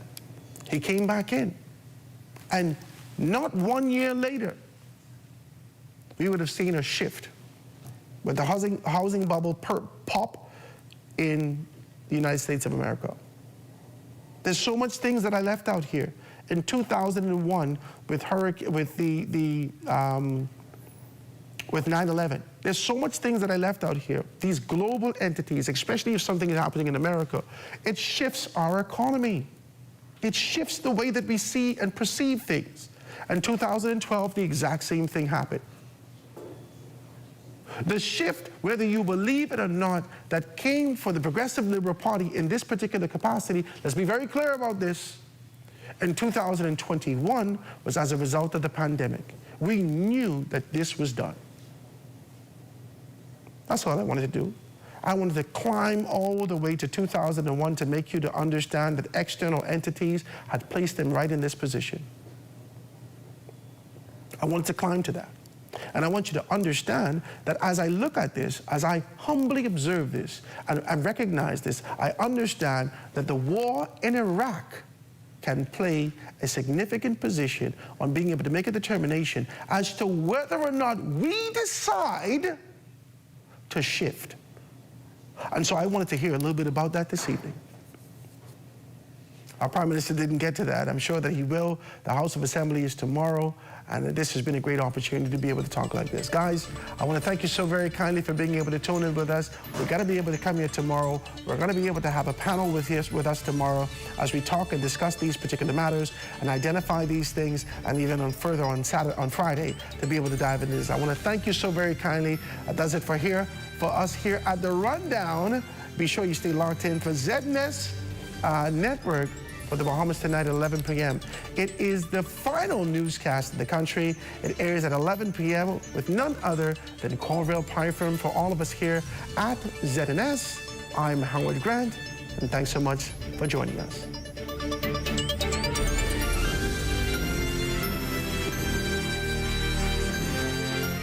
Let's go! At Frame Studio, as soon as you enter the door, we showcase any individual that comes in there and make it feel like they are at home. The space itself is 1,800 square foot. Our psych wall, which is industry standard also, is 24 feet wide. You can do anything that you can possibly think of. At Frame Studio, under our theme, Now Create More, we look at Frame Studio as a canvas. And any artist knows a canvas is blank, and then you create whatever you want to do, right? So we have where you could rent tools. We even have workstations that people could rent out. To anyone inspiring to do what I've done, or what my colleagues have done, or any other journey, I would say to you, don't be afraid. The worst someone can actually tell you is no. So if you have a vision, you have an idea, not everyone will get it. But if you believe in your vision, you believe in your idea, I say go wholeheartedly at it. For more information about the Creative Entrepreneurs Initiative and the Crafting the Bahamas workshops, email info@sbdcbahamas.com or call us at 461-7232. Let's swim Bahamas, bring water hazards to an end. Let's swim Bahamas.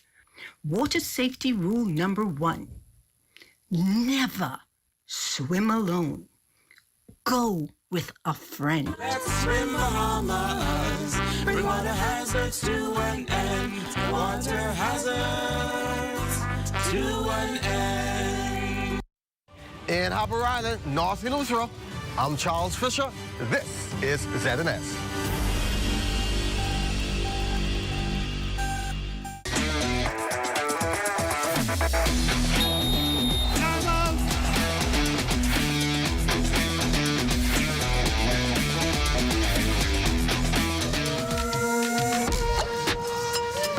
Don't be fooled by his muscular appearance. He's a doctor by profession. Sports medicine development is his mission. Kent Bizard is the guest in this Timeout rap session. Providence High School hoopers making layups en route to Hugh Campbell glory. Your fast break over to Grand Bahama for an update there.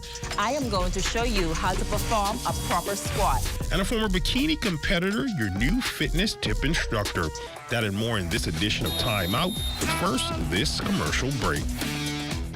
The internet isn't just for surfing. There's a sea of shoppers buying online, and you can connect with them on Tangy. Tangy is the SBDC's online storefront built for Bahamians. Take your business to the next level by selling to customers online, both at home and around the world. People want Bahamian tangs, and if you got tangs to sell, sell on Tangy. Find out how you can connect with a sea of buyers by visiting tangsybahamas.com. There's a spark of greatness in each of us. That spark is called personality. Individual gifts and talents provide the fuel to set that spark ablaze. Each child has the right to an education which values their personality and nurtures their talents, while teaching them to be respectful to their parents and their cultures.